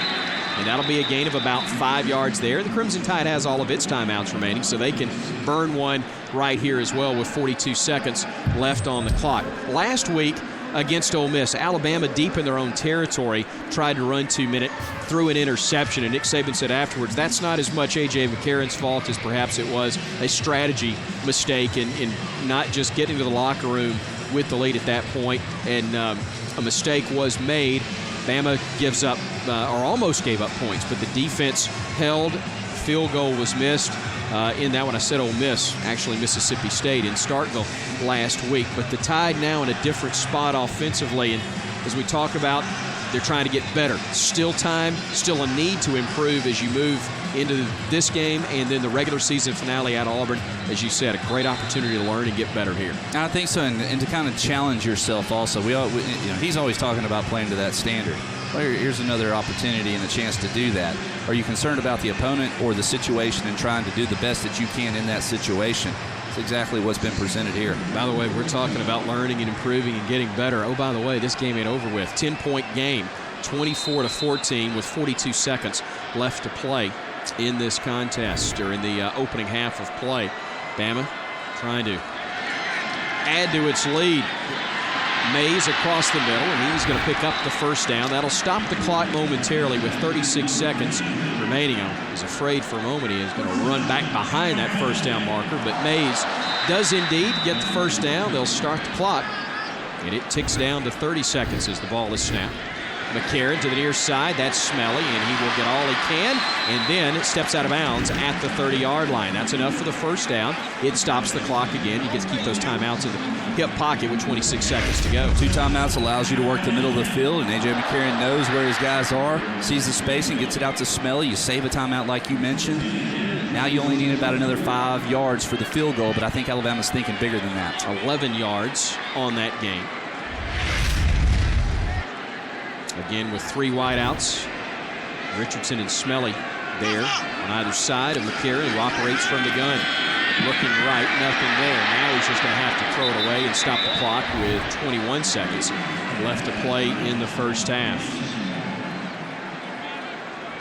Saved yourself a little time. Didn't take the sack. Still a lot to work with from the 30-yard line in 21 seconds. 2 timeouts still left. Yeah, at least 3 plays, possibly even 4 if you're smart with the clock, but plenty of opportunities here. I think as importantly, though, you want to see your guy make some plays, but you want to see him take care of the football also. Saw Jim McElwain on the left, and running backs coach Burton Burns to the right. McCarron from the empty set. Plenty of time to throw.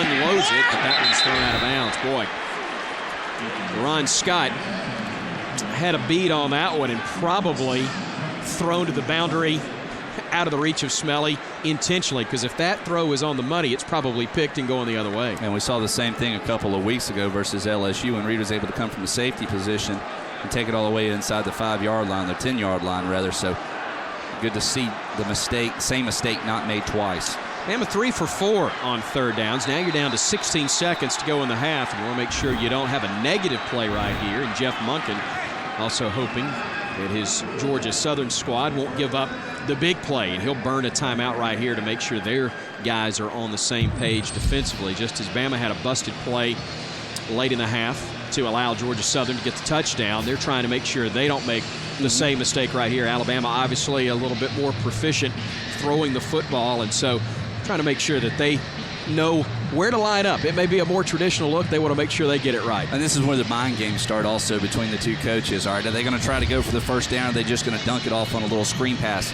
Alabama's been so effective over the years with the screen pass on 3rd and long and able to pick up, if not a first down, even get closer to the field goal. So I think that's what this timeout's about, drawing everybody up, making sure they're in position, just keep everything in front of us. If they get a first down, if they get closer, so be it. We'd much prefer a field goal opportunity here for Georgia Southern than a first down and have that chance for a touchdown. Don't want to overanalyze this because the objective, win the football game. But from a confidence standpoint, looking forward, what's bigger for this football team, 7 points or making a long field goal? It's a great question. Well, depends on who you are, I suppose. Yes, I guess so. They'll take points however they get them here. Looking deep, looking for 6. Got a man in Mays. Can't hang on to it. Good coverage across the way. Scott with him step for step, able to poke it away at the last moment. And so now it will be 4th down, and the Crimson Tide, in all likelihood, will try the long field goal, or will they? You got the one-on-one opportunity there that you're looking for. There's just no separation there.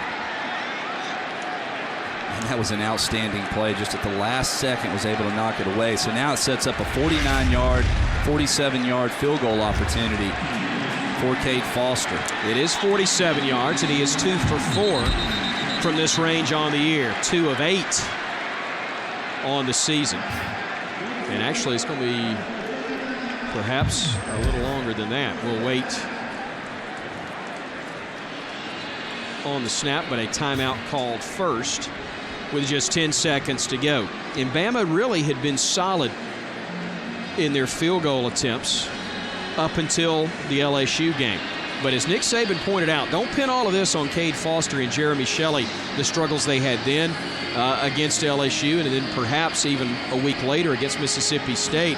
He was upset with the offense for not getting a touchdown or for not making sure that those field goal tries were a bit shorter, because only one, I think, of the 4 or 5 missed over a 2-week stretch had been inside of 40 yards. Yeah, and that's what we continue to hear also, right? Finish the drive, finish the play, finish the quarter, finish the game, all of the above. And I can definitely see why his frustration would be on the offense first, and then secondly on the confidence of the kickers. Tyler had it right. It is indeed about a 47, right between the 47 in 48-yard range. Carson Tinker to snap it. A.J. McCarron the holder, and Cade Foster will try to give Alabama a 27-14 lead. Snap a little high. Good job by McCarron to get it down, and the kick is up, and it sails just wide left. Boy, he hit it well, but it hooked just a hair left, and Georgia Southern able to turn Alabama away. So the Tide can't quite convert despite a good pass at it by Foster, but a little bit too far left. He had missed a few of those to the right, Tyler, perhaps overcompensating. Hooks it just a little bit beyond that upright. But you see Marquise Mays, one of those veterans, telling him, hey, don't let it get you down, because they're still going to need 43 and 90 as we head down the home stretch of this season to make some kicks. And what was that last week, like you were just talking about? He kicks it great, and it doesn't bend. And this time he kicks it, and it does. So frustrating. Again, it doesn't help if you're a field goal kicker or a golfer. If you hit it in the sweet spot and it winds up out of bounds, it's still two-shot penalty. Alabama not able to convert there, but able to go to the locker room with a 24-14 lead. Tom Roberts somewhere down there around the goal line waiting on head coach Nick Saban to join him. And we'll get a Cook's Pest Control halftime visit with Alabama head coach Nick Saban as he joins Tom Roberts now. Okay, very, very tough first half as you expected. Well, we're just having problems on defense. We got a lot of guys hurt up front. We're not playing blocks right up front. We're not stopping the fullback dive, which they made a big play on, and then we're not playing the perimeter plays right. We're getting cut, and then we didn't play the play-action passes correctly. So, we're just not playing like we need to play on defense. We've had way too many penalties on offense, and we need to finish a couple of these drives and score points. It's going to be important in this game. All right, Coach, thanks. All right, thank you. Thank you, Tom. Thank you, Coach. Thank you to Cook's Pest Control and Centricon, the unbeatable combination for termite protection. They bring us our field reports throughout the course of the game. A.J. McCarron, Trent Richardson, the Bama offense able to put some points on the board, but so too is Georgia Southern. High-flying attacks from both sides. Bama leading it by 10 here at the break.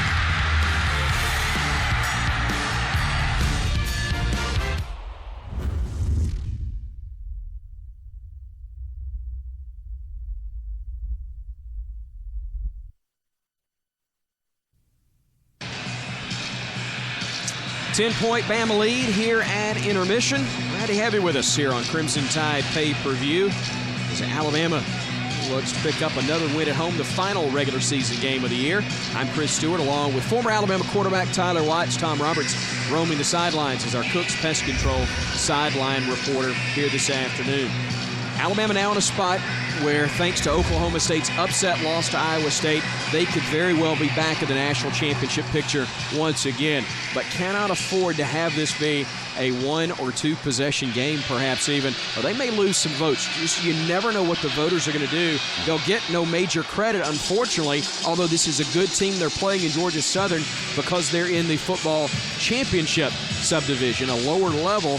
Bama won't get much credit for this win. They've really got to be impressive in the second half. I think that's what a lot of the experts will look at. What were the expectations coming into this game spread-wise, and did Alabama do what everyone thinks they should have done? That's what's so important, and that's why it's important for the defense here in the second half to really make some adjustments and some improvements in facing this option attack and offensively get the ball in the end zone. So the Crimson Tide will have Cade Foster kick it off, and once again, LaRon Scott is the man that'll field it about the 11-yard line. Gets to the 20. He gets tripped initially and then stood up and finally stopped at the 24-yard line. As we take a look at our scoreboard from around the Southeastern Conference thus far on the day.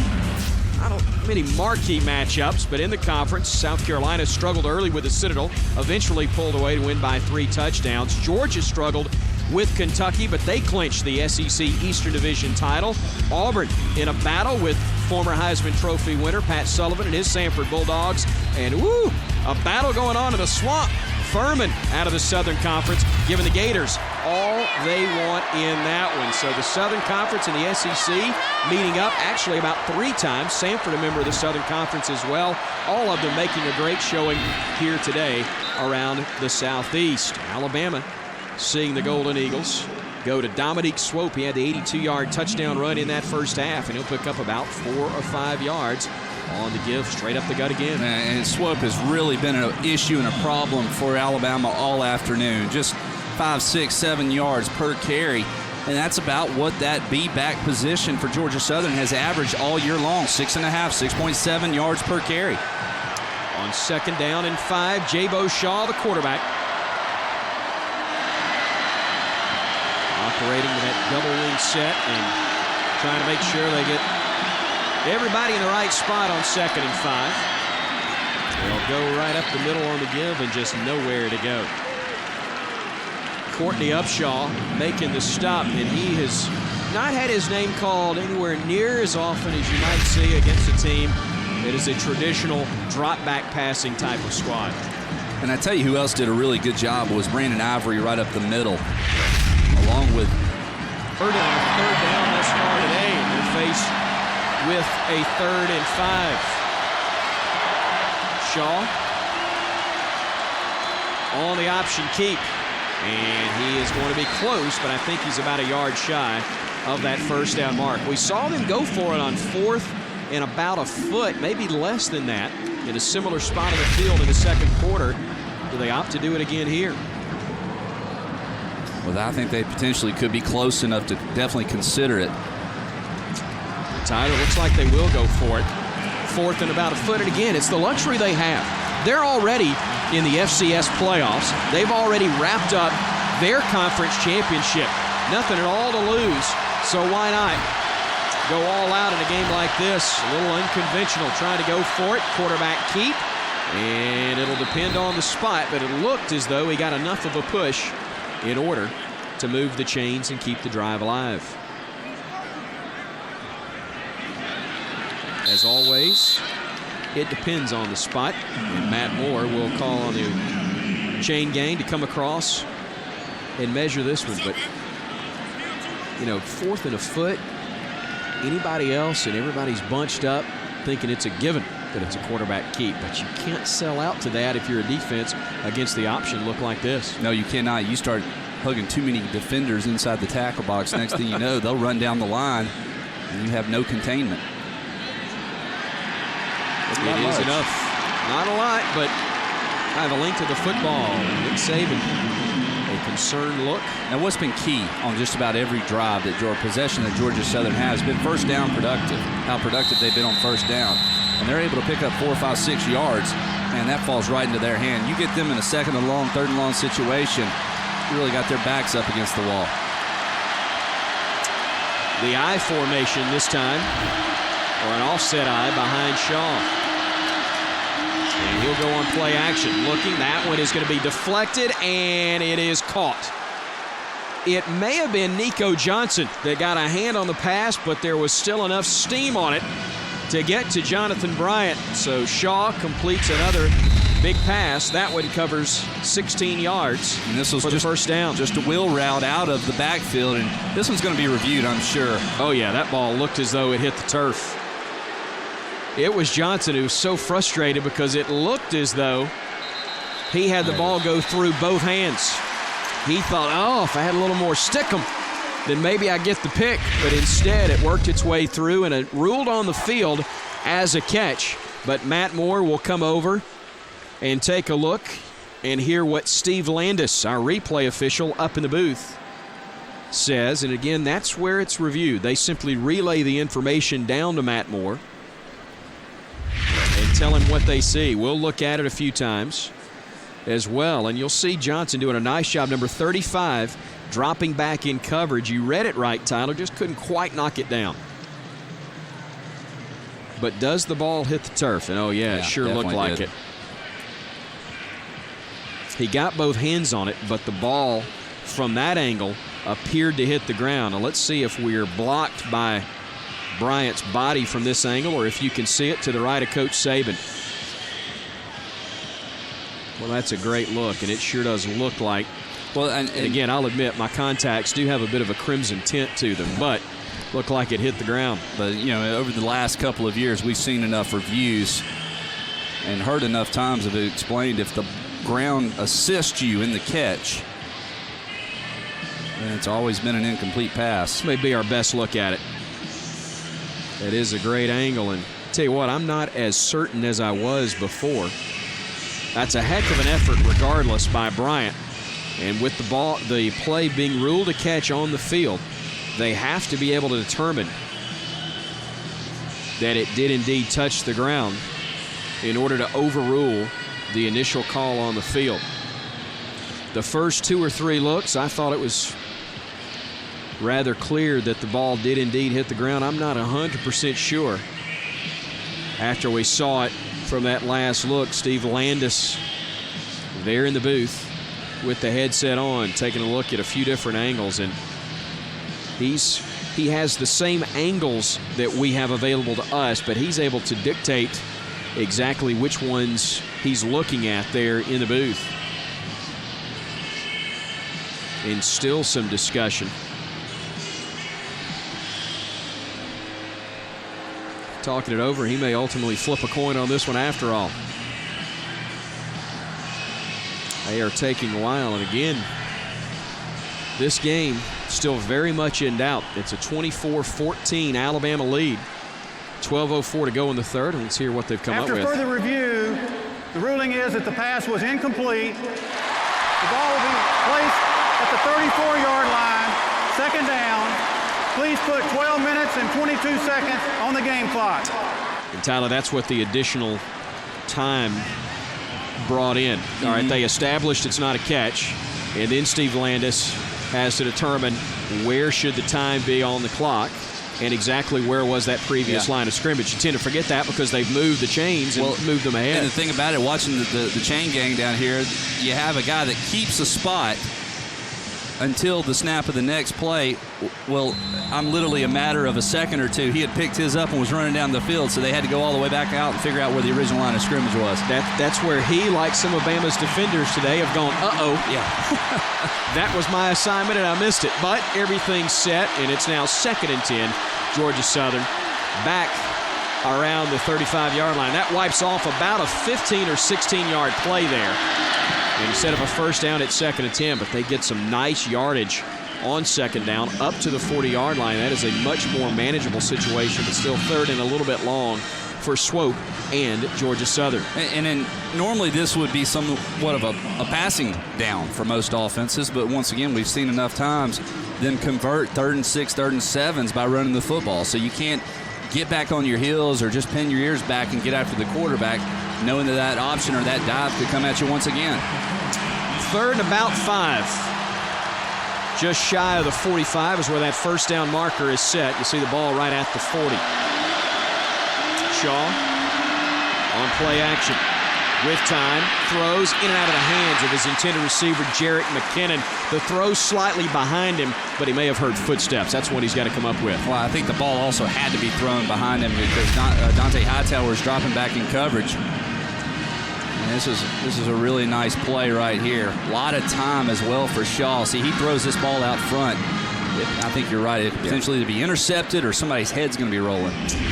And I think it was McKinnon who was concerned about his noggin winding up being used like a bowling ball if perhaps he had kept on trucking across the middle. The punt from Charlie Edwards. Another high spiraling kick that Mays will field just outside the 10 and able to fall forward to the 15-yard line. So 1st and 10 Alabama from there. 11:26 to go here in the third quarter. Alabama leading Georgia Southern by a score of 24-14 on Crimson Tide pay-per-view.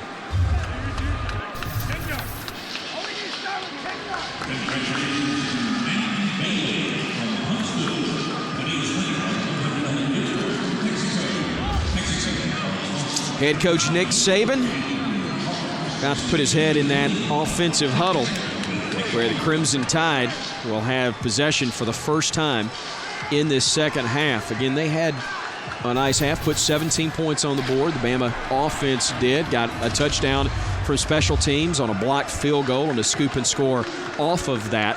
But I think a very important drive kind of set the tone for this second half. It is, and dominate that line of scrimmage. Give your defense an opportunity to rest up over here on the sideline. I'd like to see Alabama open it up a little bit more, push the ball down the field if they get that opportunity. But if Georgia Southern is going to sit back with 2 deep and play a loose defense, you got to just run at them.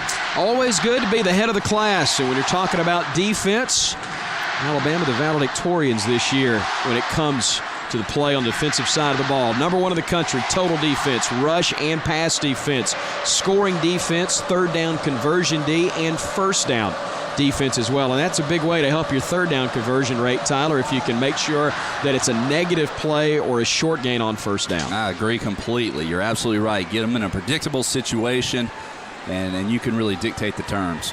See Alabama having some of those numbers take a little bit of a hit today against that so rarely seen anymore triple option attack. The most triple option you see in Tuscaloosa is just down the street at the Bryant Museum, featuring all those national titles of head coach Paul Bear Bryant in the late 70s. But Kirby Smart, Bama defensive brain trust, coming up with a scheme to stop this one of Georgia Southern head coach Jeff Monken. Mark Barron, one of the all-star candidates for the Crimson Tide defensively, Tyler. Again, maybe a little more comfortable, you see, in that third quarter than what they were in the first two. Much more so. I think they've seen a lot of what Georgia Southern has to offer. They've seen how the line play is, how they'll kind of determine where the ball is going. They've seen the motions. They've seen, just all the trickery that Georgia Southern has to offer. Now you know how to play it. You just have to react to this point. When you try to put it in scout team now, there aren't a ton of these guys that have been running option at quarterback either, as the straight handoff goes to Trent Richardson. In fact, Coach Saban said Deron Carter was the guy called on to the scout team to run a lot of the snap, able to knock up 16 more. Alabama in their no huddle offense right now, and a great job by Brandon Gibson getting out there with the stop block, but no huddle by Alabama trying to speed up the tempo. Able to work the edges in the first quarter, more so between the tackles after that, and you see tough going up the middle for Richardson. Is once more Brent Russell there to kind of turn things back, and also that middle linebacker row able to slow him down as well. A gain of only about a yard for the Crimson Tide there. And that's not the strength of the Alabama running game, is the lateral movement. That really aids a slower, smaller defensive front. 17 carries, 95 yards. A couple of touchdowns. One by ground attack, the other in the passing game, but negative yardage there on 2nd and 9. Bama loses 3 and puts themselves in a passing situation. LaRon Scott came knifing in from his cornerback position, able to make the stop there, and he got a little help. Yeah, they pretty much brought a corner fire, or I don't know if it was a corner blitz or he just read run and came in, but too much pressure from the perimeters. Hudson Presume, the other corner, came in as well. So Bama with third down and a dozen upcoming. That's Norwood in motion at the top of your picture. McCarron working against the blitz, throws, catch made, Mays reverses field at the midfield stripe, gets brought down from behind at the Georgia Southern 46-yard line. Another Bama first down, another big play in the passing game, this one covering 23 yards. And very impressive after the catch of what Mays was able to do. Great patience by McCarron hanging in there on a little square in route. But watch here at the end of the play. Deion Stanley tries to hack it away, and the ball almost comes loose. Tried to poke it away from behind, but an injured Georgia Southern Eagle, and that is Brent Russell, the All-American defensive tackle, who is down and then rolls to his back in a lot of pain. You see the braces on both knees, and they're going to work on that left leg and evaluate him. Boy, that is tough to see there. The corner Georgia native, 6'2", 291, and Alabama's head coach, as well as some of those offensive linemen like William Vallejos, couldn't say enough good things about Brent Russell when they looked at him in the film. Good to see him come to a seated position there, and a concerned look on the face of the Georgia Southern fans, but they were raving about the quickness and toughness they've seen. Again, not as big as some of the defensive linemen Bama has lined up against this year, but just as effective, and a good round of applause from the Alabama faithful as Russell is able to come to his feet and make his way to the sideline. So Alabama and Georgia Southern, again, this is a game where you hold nothing back. You got to play to win the game, as Herm Edwards would say, but they also have bigger things ahead of them. Georgia Southern knows they're in the FCS playoffs. They've got a chance to win the national title.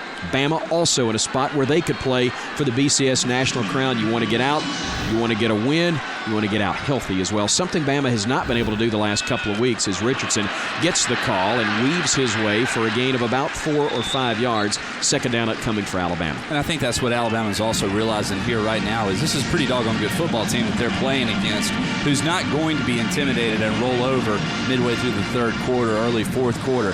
And this is a close enough game that Georgia Southern still thinks that they can be competitive. So you have to take advantage of your opportunities and just continue to pound on them. I said it earlier today.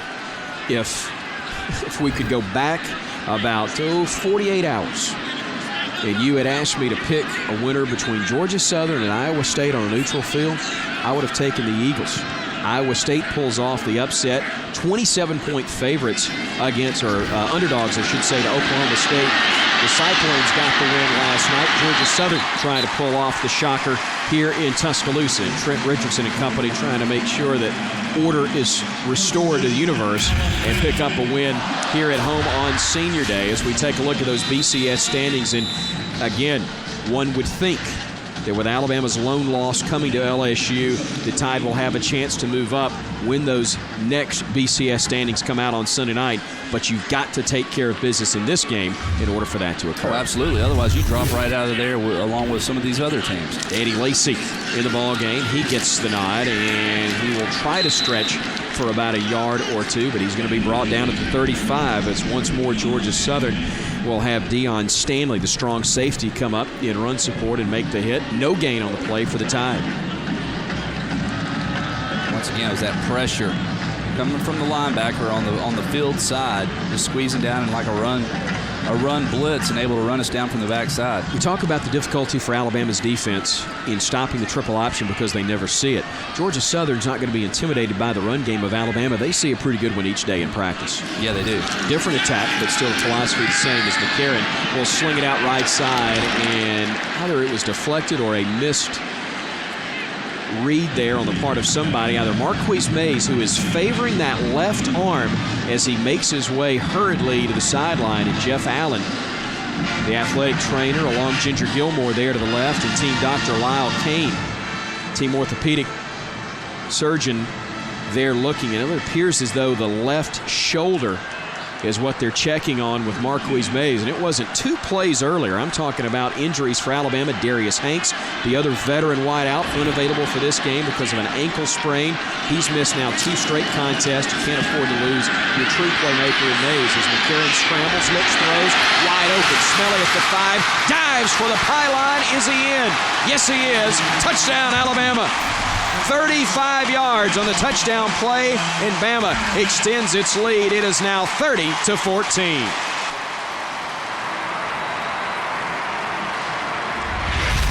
This is one of those sparks that Alabama desperately needed as things were kind of getting bleak here.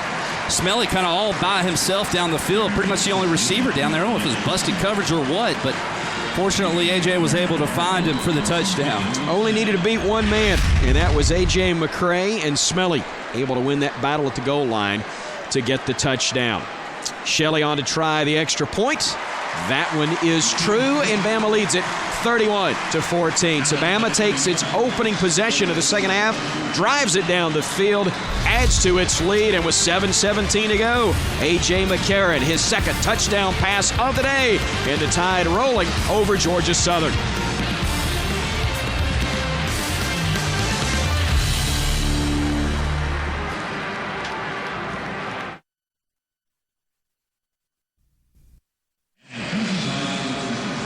Bama fans able to breathe a little more comfortably here midway through the third quarter thanks to the touchdown, making it a 31-14 ball game. 10 plays, 85 yards, took 4:09 off the clock, and the drive capped by the 34-yard touchdown reception by Brad Smelly. McCarron showing a lot of poise in the pocket here. He did, and how about that protection up front? Guys fighting for him to buy him some extra time. He's able to work that pocket and keep his eyes down the field. Great to see Brent Russell back in the game for Georgia Southern. Even better from the Alabama perspective to see DJ Fluker cut him down at the last moment, allowing McCarron to step up in the pocket and find the receiver. Yeah, that was crucial there. A lot of shifting and moving and twisting there along the defensive front, but the Alabama front five doing a good job picking everything up.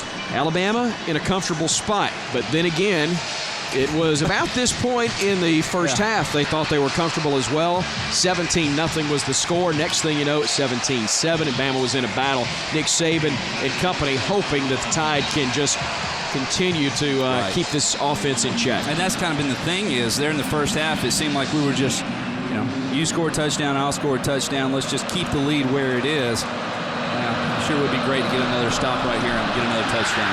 Cade Foster with the kick that'll be fielded again by Scott at the 5 this time. He gets to the 20, to the 25, and he's got a lot of running room. And I don't believe anybody's going to catch him. John Fulton, the last man to have a chance.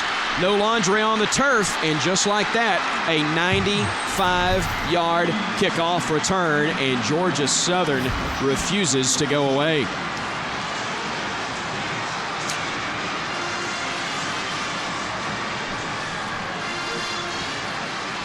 Not a happy man right there. And what happened here? It looks like they had him hemmed up. Hardy Buck had an opportunity, just didn't squeeze down, but he's got to keep containment so he can't commit down or any earlier than he did. It just, staying in your lanes was not achieved there on that kickoff cover. Spacing is so important when you start getting shuffled all up in there trying to make a play and you don't maintain your lane control, big plays can happen. LaRon Scott had 19 kickoff returns.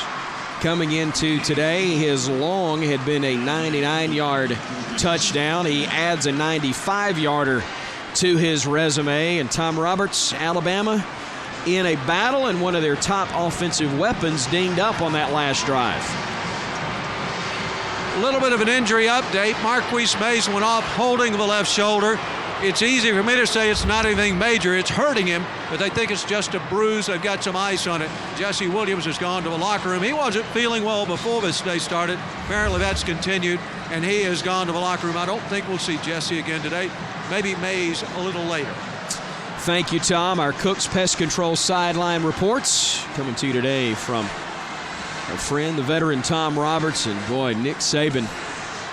Again, not happy at all. Alabama has surrendered 3 big plays on the day. An 82-yard run from scrimmage, a 39-yard touchdown pass, and now a 95-yard kickoff return. Georgia Southern now has scored more points on the Alabama Crimson Tide than anyone else that has faced Alabama this season. The Tide came in, and you see Mays out there. That is a good sign. Alabama 9-1 on the season.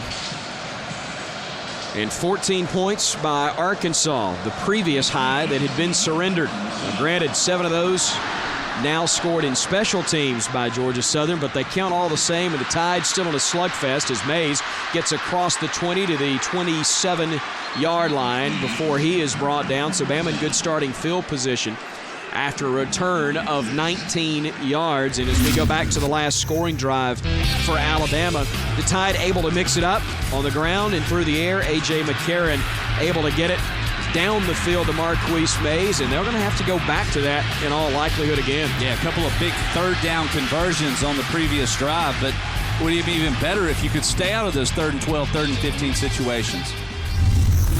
So again, as we saw in our SEC scoreboard earlier, while there's probably the wailing and gnashing of teeth in the stands here at Bryant-Denny Stadium, this is a trend all over the Southeast today. The Southern Conference stepping up and playing big against the SEC, making quite a showing, as Furman at last check was within 5 of Florida, 37-32 in the fourth quarter of their ball game. Samford making a very good showing of itself at Auburn earlier today as well. So again, the SEC of the FCS, awfully impressive, and Georgia Southern, which has already clinched the Southern Conference title in their regular season finale today, trying to pull off a monumental upset. But they still trail by 10 with 6 to go in this third quarter, but nowhere to go for Trent Richardson. His knee touched back at the 30-yard line, and now Alabama in a 3rd and long, about 6 yards needed to keep this drive going. 3rd and 5, 3rd and 6, and more field pressure from Georgia Southern. This is about as good of the odds as we're going to have. One-on-one situation with one of their linebackers and just unable to break the tackle. Antoine Williams, the man that made the great stop right there. Again, very few individuals can bring down Richardson, but Williams did that in a one-on-one set. So 3rd and 6 yards needed. Richardson there with McCarron to the backfield. The low snap, nice pickup. The throw, and was the catch made? Initially ruled a catch. Georgia Southern says incomplete, but the guys in the stripes says the grab was indeed made. We'll see if they review it, but at the moment it's a 1st down Alabama. Good recovery by A.J., and thought that was going to definitely a catch. Wow, what a play. Yeah, sure was. Great concentration by Smelly, able to go up under that. Umpire had a good look at it as well. Yep. No review upcoming from Steve Landis. We play on after the 1st down grab was made. A beautiful catch by Smelly. Richardson now to the right side. Close to that 1st down mark. Passes it easily. Barrels his way down inside the 45. It'll be 1st and 10 Bama from the Georgia Southern 42-yard line. A little Heisman move upcoming on a 20-yard gain. And this is what's so difficult, because if you don't commit and go low hard to his outside, he'll run over you. Well, when you do that, because he's so shifty, he's able to cut back inside.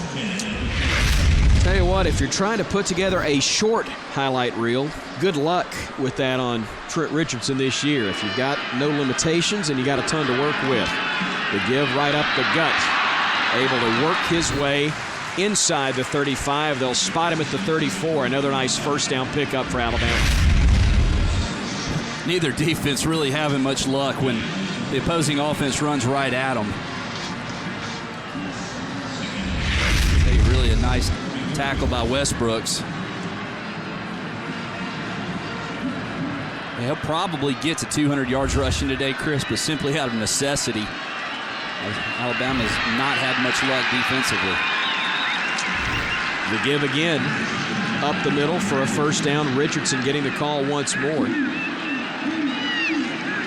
Smelly will check out. Kevin Norwood will come in, but Alabama riding that Heisman hopeful horse all the way into Georgia Southern territory to the 32-yard line. And this is that area. Last several weeks, they've really struggled in. They're trying to add to its 31-21 lead. McCarron throwing back across the field. He's got a man. Catch is made. That's Norwood making the grab. Another Alabama 1st down. 1st and goal upcoming for the Tide from the 9-yard line. 21 yards on the throw and catch. And after several rushing attempts by Alabama, Georgia Southern comes up and plays the run again. And A.J. buys himself some time, just shifting in the pocket. Knows he's going to Norwood. Mays cleared everything out. Norwood dragged across the field for a great gainer.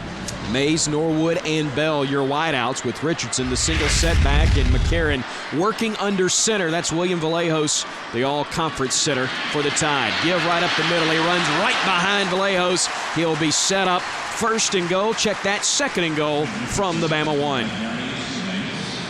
Eubanks held on for dear life. Saved the touchdown as we look at Richardson at work once more. And Norwood did a good job coming in and blocking also, and I think Richardson saw that same pressure from the outside, knew he couldn't get out there, turned it north and south, just got what he could. Great look from our high end zone camera. Down on the Tide, Richardson the give, and did he make his way in? No signal yet, no touchdown yet, or is it? Well, Bama fans are reacting as though somebody in stripes threw their arms in the air, but I have yet to see a referee until now make that signal. Somewhere in the middle of all that, Trent Richardson, yep, the right arm has the football. It's on the stripe, and the Crimson Tide has a touchdown. Finally, we saw Matt Moore, our referee, signal touchdown. It's almost as if the Tide players are expecting a review. But they haven't buzzed down on the field just yet. They feel comfortable with that. And Jeremy Shelley will come on to try another extra point.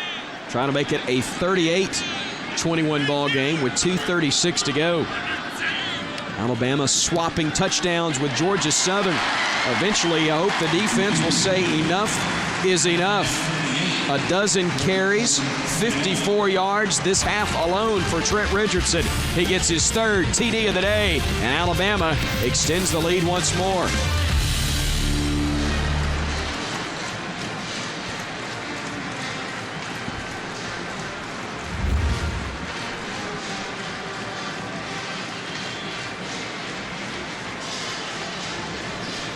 Here on Crimson Tide pay-per-view, Alabama enjoying a 38-21 lead at the moment over the Georgia Southern Eagles. Trent Richardson, his third score of the afternoon, and we go down to the sidelines for a Cook's Pest Control sideline report momentarily with our Tom Roberts. 20 rushing touchdowns this season, a school record set by the junior for the Alabama Crimson Tide. Another big day, another big carry, another record set by number 3, and I got a feeling that he is not done just yet. Hopefully in this game, certainly not where the record book is concerned as well. Yeah, still have a whole nother quarter here today, as well as another game, and who knows after that. So this has been a very impressive season for Richardson all year long, and hey, what a huge compliment that is to the offensive line also. Confidence of the coaching staff knowing they can run the ball, then those big guys up front opening up the holes. Tom Roberts, what have you got for us? Chris, you had to figure sooner or later Trent Richardson's pounding was going to take its toll. Certainly did on that drive. We might not see him again today, but that 20th touchdown of the season is a new all-time Alabama record. It breaks a pretty good one, too, held by Sean Alexander. And I tell you, you remember we talked to Miko Ryans, no less a defensive stalwart than he says. He wouldn't want to play against him, try and tackle him. Well, I got a feeling at some point here in the next year or two, he's going to have to play against him somewhere, unless he winds up on the same roster, but they can't have him just yet. Alabama still needs him. Now, again, this looks great. You got 38 points on the board. Trent Richardson at work around the right side and then helping put Alabama in scoring position, setting up his own short touchdown run here. But again, now the onus back on the Alabama defense. You got to find a way to get a stop. And this has not been an issue or a problem for the last 3-4 plus years.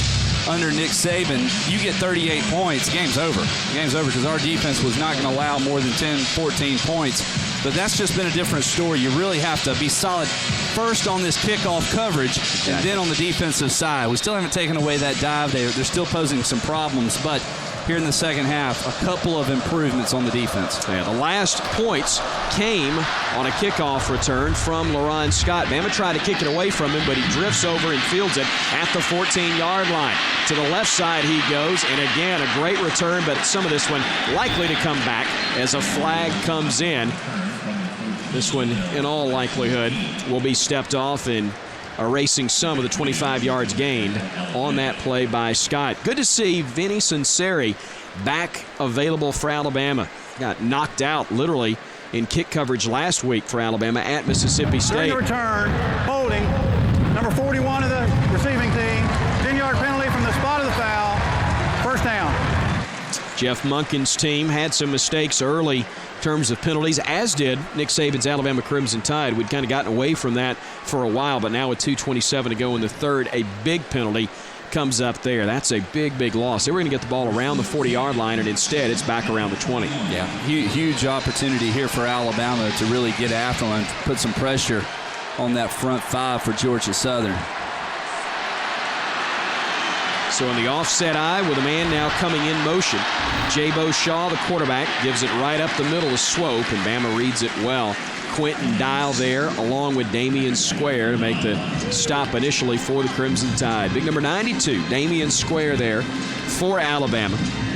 Such a huge part of the Crimson Tide's defense. He's a junior, 6'3", 285 out of Houston, Texas. Yeah, those two guys have really done a nice job the last two possessions for Alabama, pinching down there, taking away that dive. Alabama's senior class, one of the winningest in the history of the University of Alabama, and the crowd realizing now it needs to be a factor in 2nd and long. They've been spectators, now trying to become active participants as they go on the pitch left side. Mark Barron with the tackle, and if it's wrestling, 2 points for a takedown as well, but not until Georgia Southern gets to the corner with Nico Hickey, and they're going to have 3rd and short. And it happened so quick. Took away the dive. Good job by Ivory and guys up front. But there's the pitch. Hightower doesn't have an opportunity to get out to it before the ball's out there in the space. 3rd and about a foot. And based on the way they've been playing, probably 2-down territory if they need it, barring a negative play here. But it's a positive play, and that's enough to move the chains. They go to Swope once again right up the gut, and he has been awfully good between the guards throughout the course of the day as that first option read for Jabo Shaw. Yeah, and probably only about one more play here in the 3rd quarter. So, Georgia Southern obviously is going to be running out of time here shortly to be able to have an opportunity to win this game, and barring a couple of incredibly catastrophic bad events for Alabama, I guess. You called me a pessimist earlier. 1st and 10 for the Tide for the Eagles from their own 33. Option near side, great fake on the pitch by Shaw, and he's got running room across midfield and gets near the Alabama 45-yard line. Alabama fans don't like having it happen to them. Oh, but the old school fans are probably enjoying what they're seeing, or at least appreciating the beautiful job of the option by Shaw and Georgia Southern. Well, it is run quite effectively and nicely, and that's an option that we haven't seen all day long, reversing out with the quarterback. You kind of swoop over the 2nd level there with the tight end, and awfully difficult to defend, especially when you overplay it. Stedman Shealy probably watching this one going, man, that looks fun. Probably like to run that again. Just don't want to take the hits, as a timeout is going to be called as the 3rd quarter has come to a close. Well, 15 minutes are left in this one, but it is far from settled. 38-21, Bama leading Georgia Southern, but the Eagles didn't get the memo. They are hanging around as we head to the 4th.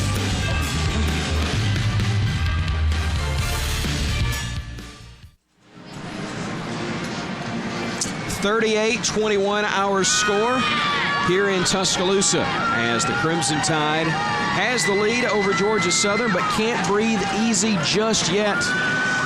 Here on Crimson Tide pay-per-view, another great crowd, over 101,000 at this beautiful Bryant-Denny Stadium here in Tuscaloosa. So we take a look at the division standings. The Eastern Division race of the SEC has now been settled. Georgia's win over Kentucky assures themselves a spot in Atlanta for the SEC championship game in 2 weeks. They win the division over South Carolina by a game. You see that beautiful panoramic shot of Bryant-Denny Stadium. Always puts a smile on the face of the gentleman who joins us now in the booth, Crimson Tide Athletic Director Mal Moore. Maybe not officially the architect of this stadium, but certainly a guy who had the vision for the expansion of this beautiful ballpark. And Coach, congratulations again. I know it's not as new perhaps, but still gorgeous to see here in Tuscaloosa. Absolutely. What a beautiful setting and what a day for a game. Very proud of our team. Got a tough one going here. I was going to say, I know you would be more comfortable if this was 38-0, but as a guy who was the offensive coordinator out of the old wishbone with Coach Bryant, I'm sure you got a great appreciation for what they're running here offensively. Absolutely, and it's very, very difficult for our defense to play against because it's so different than what they face every week, and it's a heck of an advantage for Georgia Southern. We talked with Tyler about the perspective of a quarterback running the option. He knows that well, but as a coordinator, talk about some of the advantages that you're able to have, especially for Georgia Southern in a game like this where they're somewhat outsized against Alabama's defense. Well, that's always the advantage for a wishbone team. You can play, an example is the Air Force for so long, where they were not matched man for man, but because of this offense, you run right at two people and don't block either. And it gives you a lot of angles on your blocks where you have an advantage or helps a smaller offensive lineman versus a bigger line. All right, we're going to get you to.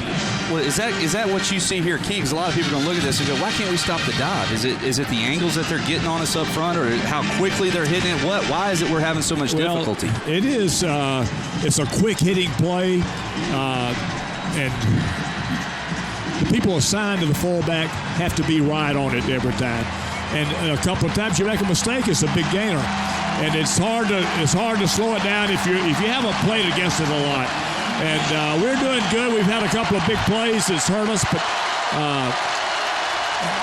offensively we're moving the ball well, so hopefully we can hang in there. Big 3rd and 5 here, first down and more for Georgia Southern, as on the pitch Hickey is able to get to the corner and work his way inside the 30. Coach, we'll let you take a look at this instant replay, and again able to find some room left side.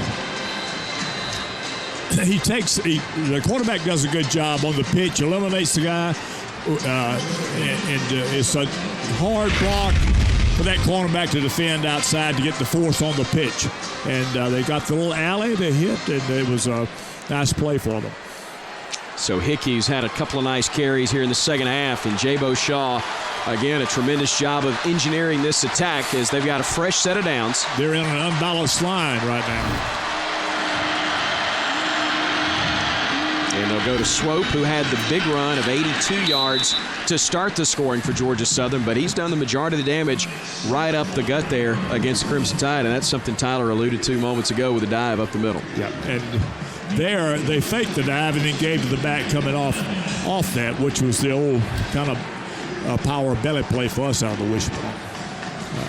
Has the option attack, the true wishbone, changed much in the 20, 30, 40 years since you used to see it on a weekly basis? The biggest changes are the multiple formations they use and do the same scheme of offense. But it makes it more difficult to get support from the secondary. They go on the pitch this time to Robinson, and he'll get to the corner. He'll pick up the first down, and now they operate from the Alabama 13 or 14-yard line, and we'll take a look at the replay once again. I think Mark Barron came up a little gimp here at the end of the play. Chris, you see him, he slung the running back down. He's kind of holding that shoulder. Already had Marquise Mays. Maybe it's something about the number 4. Number 4 on offense injured that shoulder, and Barron looks to be less than 100% right now as Georgia Southern has 1st and 10 from the Alabama 14-yard line, trying to cut into the 38-21 advantage. They give it right up the gut, and not much running room at all for Robert Brown. That may be his first carry of the day, and coming into the contest, he had been their leading rusher. He had gone with 129 carries for 834 yards, but we have not seen him very much at all today. In fact, that may be his first carry of the afternoon, but again, something that we saw when you were the coordinator running the wishbone. Now here in the triple option, you better have a lot of guys who can run the football in this attack. That's true, and quarterback also. They're all involved. And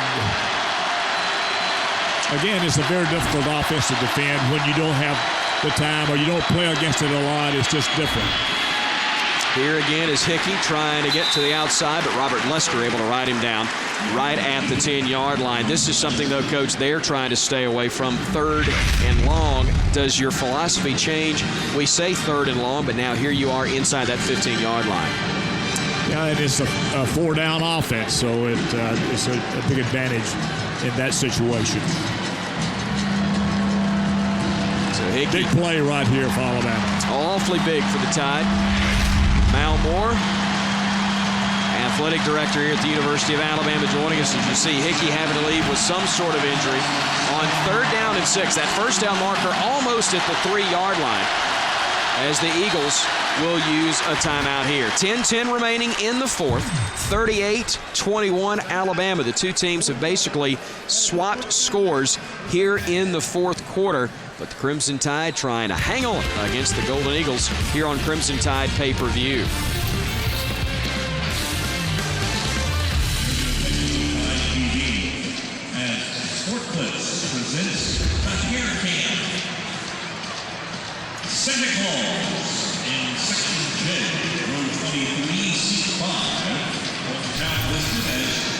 38-21 our score. Alabama leading Georgia Southern. We welcome you to Crimson Tide Pay-Per-View. Crimson Tide Sports Network coverage of Alabama football. I'm Chris Stewart, along with Tyler Watson, of course. Between us here, Director of Athletics at the University of Alabama, Mal Moore. We got a chance to meet your new Deputy Chief, Shane Lyons, at the half. I know a great addition to your staff. Absolutely. Very proud to have Shane on board with us. Comes from the ACC conference office. He was the number 2 guy there, and we're very excited for him and to have him aboard. I would imagine you were like so many Bama fans last night. You're going back and forth between a couple of those ESPN channels, watching Iowa State, Oklahoma State, but also Bama basketball and Anthony Grant's Crimson Tide, ranked 15th in the country, off to a great start, undefeated, and they'll play for the championship of the Puerto Rico tip-off tomorrow against Purdue. Absolutely. So proud of Anthony, his staff, our team. Got some mighty exciting young players, and I've watched them practice several times. Also, the first couple of games here, they're very impressive. So good things lie ahead for that basketball program. I'm very proud of Anthony. And once that went into Tyler White's celebration all throughout the state of Alabama, big Iowa State fans all of a sudden, but a great opportunity for the Tide to move back into that BCS championship game, perhaps with the other undefeated team, except for LSU, now knocked out of the way. Yeah, and you hit the nail on the head earlier when you said, but we have to take care of our business as well. And, you know, we drop a game either today or versus Auburn next week, and you're right back out of it. Yeah. So you can't just sit there and say, well, everything's falling into place. No, you still have to go out there and perform. But certainly, Coach, nice to have one more hurdle eliminated and basically back at a spot where you do control your own destiny. Absolutely, and this is, again, big for Alabama here. Big play. 3rd down and about 7. Kirby Smart, the defensive coordinator, directing traffic from the sideline as Jabo Shaw and the Georgia Southern Eagles operate against the Bama 11 and 101,000 in the stands. The pitch to Robinson, and he is level. He slipped a bit and then got helped to the turf the rest of the way by Mark Barron. And it'll be 4th down. We'll see if they opt to kick on 4th and long, or will they try and put 6 on the board. Tyler, Bama able to string this one out nicely. They did, and Barron did a good job of not allowing himself to get blocked. They had enough offensive guys, the blockers out front, but he just kind of avoided them and was able to make the play. Well, no surprise. They're going to go for it on 4th down. 4th and 4. They are 2 for 2. Those other tries were inside a foot. Shaw on play action. Looking. Throwing. And knocked away at the last moment. Alabama's Daquan Menzie reaching around, knocking it away. And the Eagles have been turned away deep in Bama territory. And awfully difficult for Shaw. His first option was taken away initially, but wow, what a nice job of buying himself some time. And I thought right here, Chris, when he went over to the right, that play was over. But you can see he never took his eyes downfield, and it took a great play by Menzie to prevent the touchdown. Coach, I got to think Courtney Upshaw was going, finally, I can rush the passer. Yeah. First chance he's had to do it all night. He did, and it was he wasn't certain at first they were throwing the ball, so it was a delayed rush. But he put the pressure on him, and great play on our secondary's part. Coach, always great to see you. Thanks so much for coming by and spending some time with us. Absolutely, and appreciate you guys. Thanks so much. Very much. Mal Moore, Director of Athletics at the University of Alabama, joining us here in the booth as the Crimson Tide able to stop Georgia Southern on downs. And now Trent Richardson and company trying to take over. Y'all put him down easy. Be careful with him. Alabama's Trent Richardson riding the wave, able to pick up good yardage near the 1st down mark. But the big ones that time, Tyler, trying to help give number 3 a bit of a ride toward the 1st down mark. And interesting that Trent is even in the game right now, but I guess backed up, they want him in there. But you can see right there, the defenders are starting to pick up on him. He does a smart thing, picks those knees up, doesn't allow him to get all twisted up and everything. You see all the help he's getting. He went down easy. Now we talked about his hang time earlier on the goal line.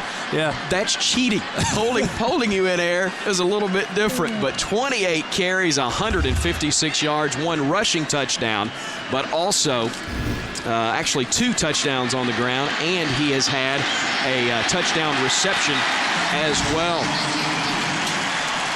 So Alabama able to get the ball away, Tyler, from the shadow of their own end zone. That is awfully big. Get a little breathing room and now chew up some clock, push this thing the other direction, and try to get the heck out of here with a win. And this is where you want one of those 6.5, 7-minute drives and cap it off with a touchdown. Go ahead and put this thing out of reach. There will be, depending on the last 8 minutes of this game, plenty of things to pick apart, I know, but it probably needs to start with an appreciation for just how good, how sound, and how tough Georgia Southern is, and right there is a great example. Yeah, and they're not giving up either. You'll notice already we've kind of boxed everything in, and we brought all our wide receivers in the box to try to help out with blocking, and they've done the same thing. They're loading up the line of scrimmage now. They're not going to quit. They want an opportunity to get the ball back over to their offense. This is a team that's only lost 1 game all year long. And they have a lot of pride. And that was a loss at Appalachian State, a team that has also been highly successful at that level. And they owed Georgia Southern a little something. It was the Eagles who stopped their 26-game conference win streak 1 season ago, so you knew they had that one marked. Bama looking deep, looking for Gibson just beyond his reach near the 40-yard line of Georgia Southern. And a flag is down, perhaps a late hit on the Eagles. Personal foul, roughing the passer, number 94, 15-yard penalty, automatic first down.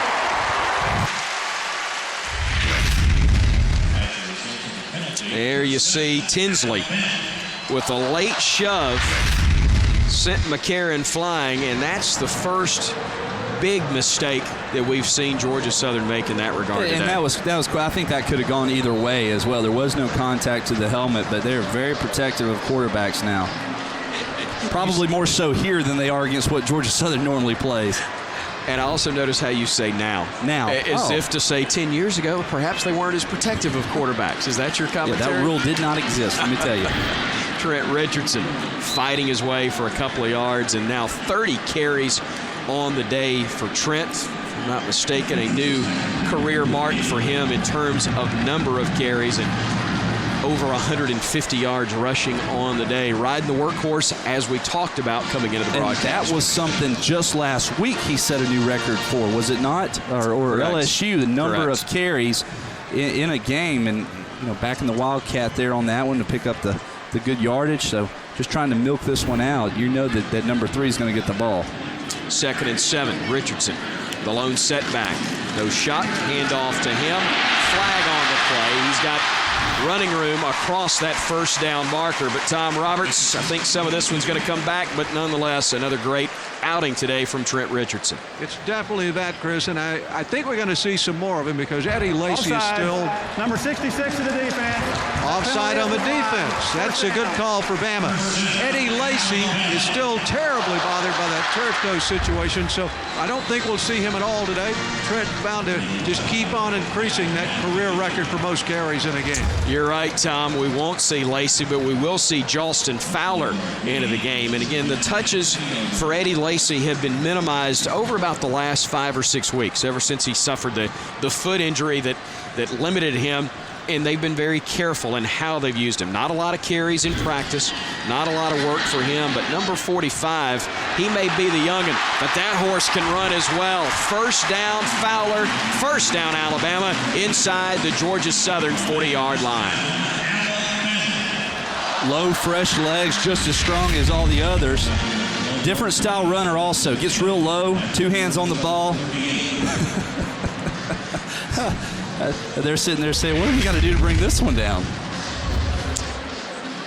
47 carries and now over 340 yards on the year for Jalston Fowler.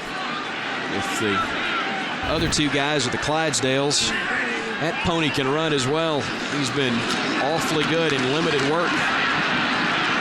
But a good job again by Georgia Southern, getting enough bodies there to bring him down. Clock running, nearing the 5-minute mark. Victory not in question as it was coming into this fourth quarter, perhaps, Tyler. But breaking that apart, looking at what Nick Saban evaluates each week. Did you get better? Did you improve? Did you play to a standard? I think in the second half from the offense we have seen that. Yeah, I absolutely believe so. Impressive opening drive, responded to the touchdown on the kickoff return. So the response of the offense has been pretty doggone good. And honestly, defensively, they haven't played bad. They haven't given up a touchdown here in the second half. It was on a special teams play. Fowler with a nice read, working his way inside the 35. It'll be third at about 5 or 6 yards from there. And again, you just don't get a lot of opportunities offensively against a team like Georgia Southern. They hang on to the football and chew up a lot of clock. That was one of the things Jeff Monken talked about earlier this week. He said, I look up and I see 14 possessions in a game for some teams. He said, that's an awful lot of possessions. We're not going to have that many. You got to make the most of them if you're Georgia Southern. But they put that type pressure on a squad, and you have to be patient. Yeah. You don't get the ball as many times. You're sitting over there watching sometimes 7-8 minutes before you get a chance to go back out there. But Alabama's offense, patient tonight, and on 3rd and 5, they're going to be stopped short. But again, that's not the worst thing in the world to have to either punt, try a long field goal, or maybe go for it on 4th and about 4 here. Yeah, depending on where it is, they very well could just go ahead and go for it. Try to pick up the first down and run this one out. So Alabama set to move to 10-1 on the year. Ho-hum, another 10-win season for Alabama. That is, cause for major celebration in many places around the country. Bama pleased with it because they needed this win here today against Georgia Southern, and setting up an opportunity perhaps next week against Auburn to place themselves in a BCS title game. McCarron going for it, diving and eluding major contact, perhaps most importantly right there as A.J. finds the first down marker, and now with 3:01 to go, Bama in a spot where they can hopefully just run out the clock. Yeah, but he didn't force it. That's what's most important. He didn't float it to Smelly or push it back across, throw it back across the grain. Just pulled it down, got the first down. We're going to run this one out now. McCarron's numbers very solid today. 13 of 18, 186 yards, couple of touchdowns, no picks. Tyler, some great decisions at the line of scrimmage as well. Again, that the coaches notice a whole lot more than the fans do, and we as broadcasters may notice up here in the booth. Yeah, and then we say that, and now there's confusion. We have to burn a timeout. Timeout on the field with 2:33 to go. Bama leading at 38-21 here on Crimson Tide Pay-Per-View.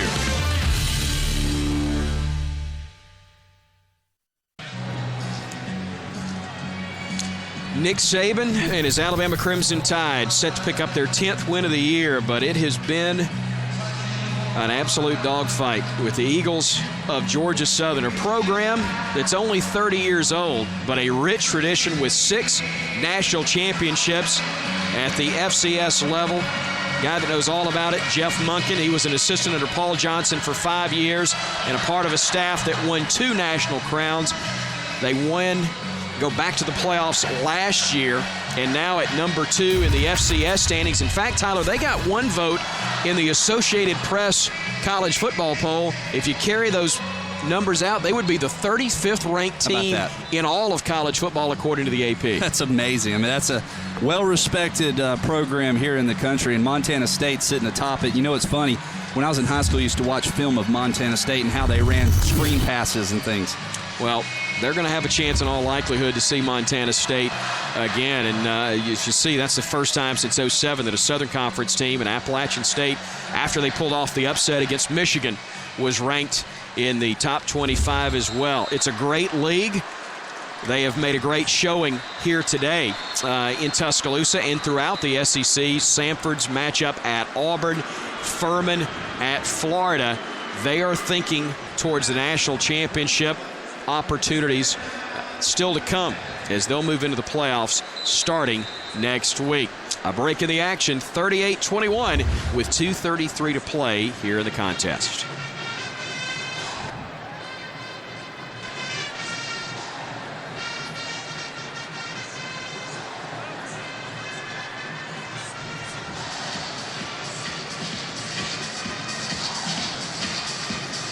Along with Tyler Watson, Tom Roberts, Chris Stewart back with you at Bryant-Denny Stadium. Crimson Tide set to move to 10-1, getting a victory, barring a major meltdown in the last 2.5 minutes here on Senior Day.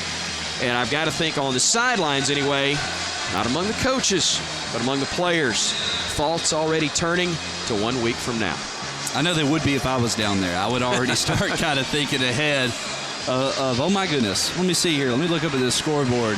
See, it was 24-14 in this game, and I'm automatically going back 24-0 here last year versus Auburn, and that one slipped away. And I think that's been on a lot of people's minds ever since that day, was how in the world did that happen, and how do we prevent that from happening again? In all likelihood, won't get a chance to play for the SEC title. It would take an Arkansas victory next Friday at LSU to even give Alabama a possibility, and then it comes down to BCS numbers that are way above my pay grade to try and figure out. But they can win the state title, and if they take care of business there, in all likelihood, Tyler will put themselves in position to play for a national championship as well. A lot of people are going to be trying to figure that one out, and that's about as good as a situation as we could hope for right now. LSU undefeated along with Houston as the only undefeated teams in the country, but Houston not really in the picture as far as the BCS standings, not close enough to really play their way into the picture. However, LSU, Alabama, and Arkansas all still feel like they've got a chance to play for the big prize. And that's what's so amazing is how strong the SEC West has been this year. A lot of people say, hey, the SEC is top-heavy with Alabama and LSU. They oftentimes forget about Arkansas sitting there with their only loss being here in Tuscaloosa to Alabama earlier in the season. And LSU, a team that still has a lot of work to do. Yeah, they got to beat Arkansas, and then they would have to beat Georgia if they pulled off the win against the Hogs for the SEC title just to earn a shot at the BCS crown. What a job that Mark Richt and Georgia has done after 2 losses to start the year to play their way into that SEC championship game, running the table and earning a spot in the title matchup in 2 weeks. Brent Russell making the stop of Jalston Fowler. Bama not worried about anything right now, but hanging on to the football and letting the final 2 minutes and 12 seconds tick off that clock. Has Bama accomplished what they needed to coming into this ball game today? Yes, they've got to win, and that's where it all starts. Yeah. They had some mistakes that were made that have nothing to do with the triple option. And I think that's the biggest problem that the coaches are going to have in watching this film are the mental errors that were made before the snap of the football with the procedures and the things of that nature, but also on the special teams, not running your lanes correctly, not being in position.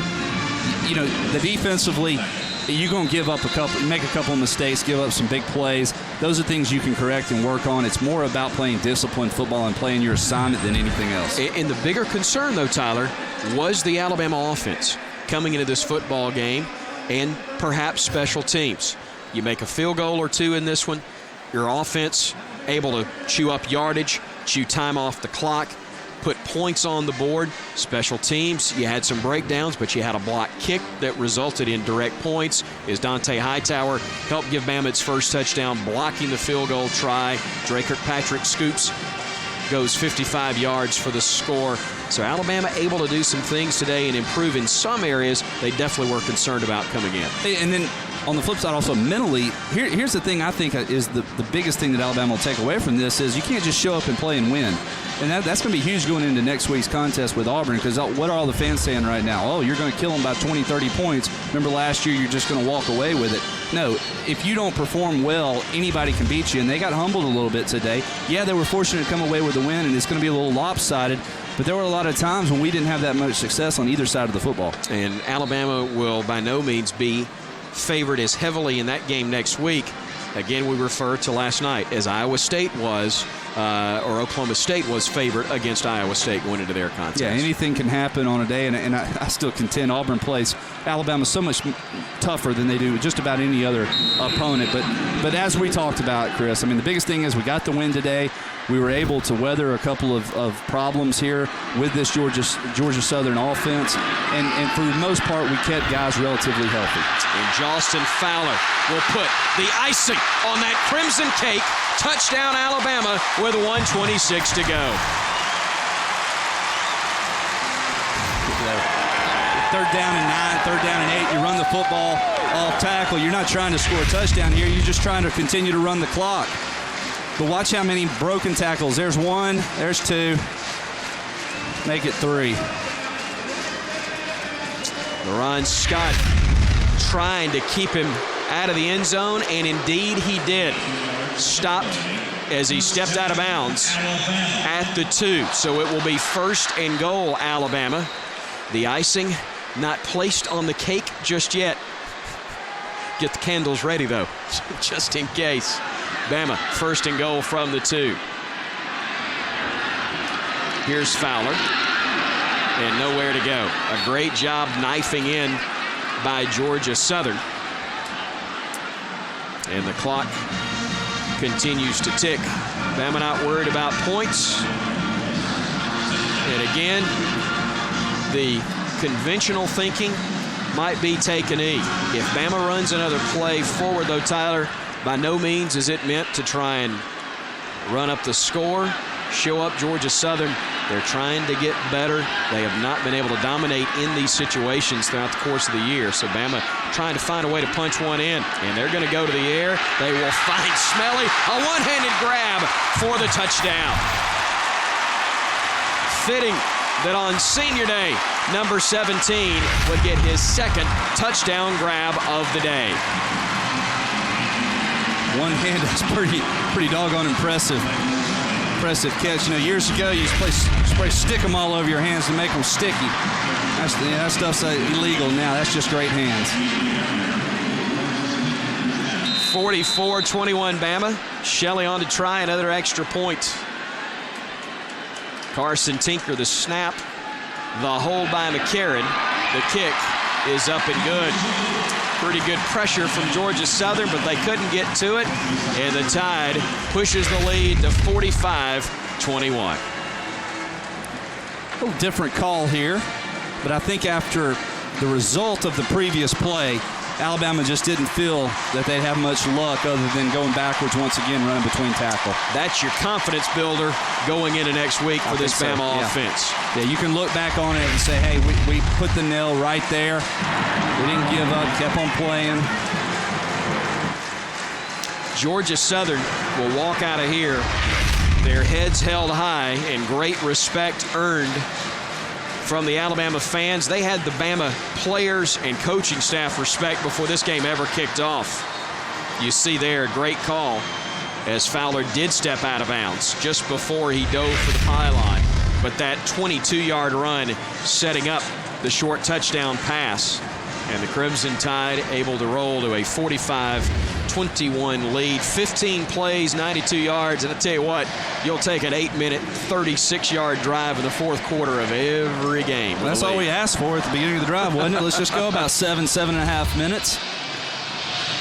That's 2 drives in excess of 80 yards on the day for Alabama, at least 2. And great to see them hang on to the football, convert on some 3rd downs. Jeff Monken's team won't get a win, but Alabama had to work for it here today. Well, and Alabama scored on every possession they've had in the second half as well. Not to leave that without being mentioned. But yeah, I think almost. I think that Georgia Southern has a lot to be proud of. The fact that they were able to go toe-to-toe for the most part with the number 2, number 3 team in the country all afternoon long.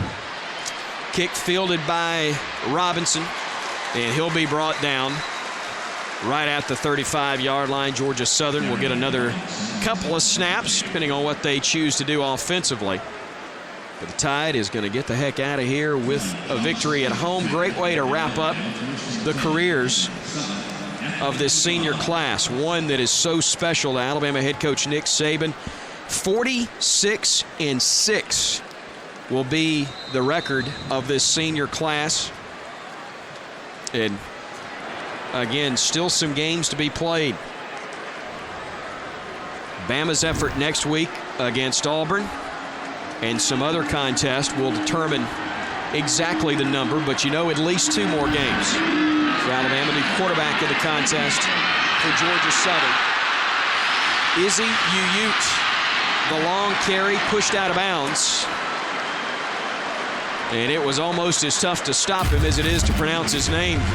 But a look at the senior class, again, some talented guys. And again, a lot of names that Bama fans perhaps are seeing for the first time on that list. But their teammates know each other, and guys that are primarily used in practice situations still mean so much and are such an important part of the team. And look how different that is from last year, the number of names we would have called out on last year's senior list. I think there were only 12 or 13 last year.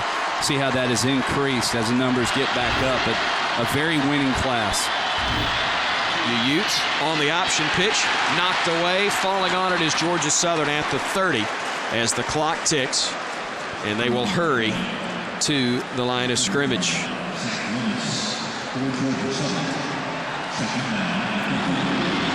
Utes, the freshman, 5'11", 184 from Wauchula, Florida, as the clock stops with 11 seconds to go. That'll get you a bunch of points in Scrabble on the back of the name there, or the back of the jersey, I should say, trying to put that name together. And you break your neck trying to pronounce it on the fly. Third down and a dozen. Not that that really means a whole lot at this stage of the game. Georgia Southern trying to tack on one more score. Bama with a lot of pride on the line, trying to make sure they don't give up a third defensive touchdown today. Georgia Southern not really sure where to line up. Flags on the play. As the clock runs, Ute will air this one out, and it's knocked away by Kirkpatrick.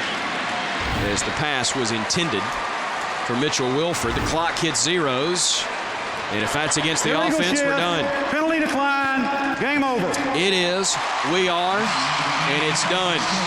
Finally, Bama a winner, 45-21. A lot of respect shown from Nick Saban towards Jeff Monken, the head coach of the Georgia Southern Eagles. Tyler Watts, they get 24 hours ordinarily to enjoy a win. I got a feeling this one, although it was hard-earned, will be forgotten but by the time they leave the locker room today, because it's Iron Bowl week. It'll be a congratulations. Made great improvements there in the second half, but guess what, guys? It's Iron Bowl week, and I think you're exactly right. I think all these players and the coaching staff, their focus is going to shift towards Auburn now. The Tide and the Tigers next Saturday. Crimson Tide Sports Network coverage will begin at 11:30 on the radio side as CBS will televise the contest. Bama a winner on Senior Day. 45-21 is your final score. For Tyler Watts, Tom Roberts, and our producer, Steve Graham, I'm Chris Stewart. Thanks for joining us. Roll Tide, and so long from the Capstone.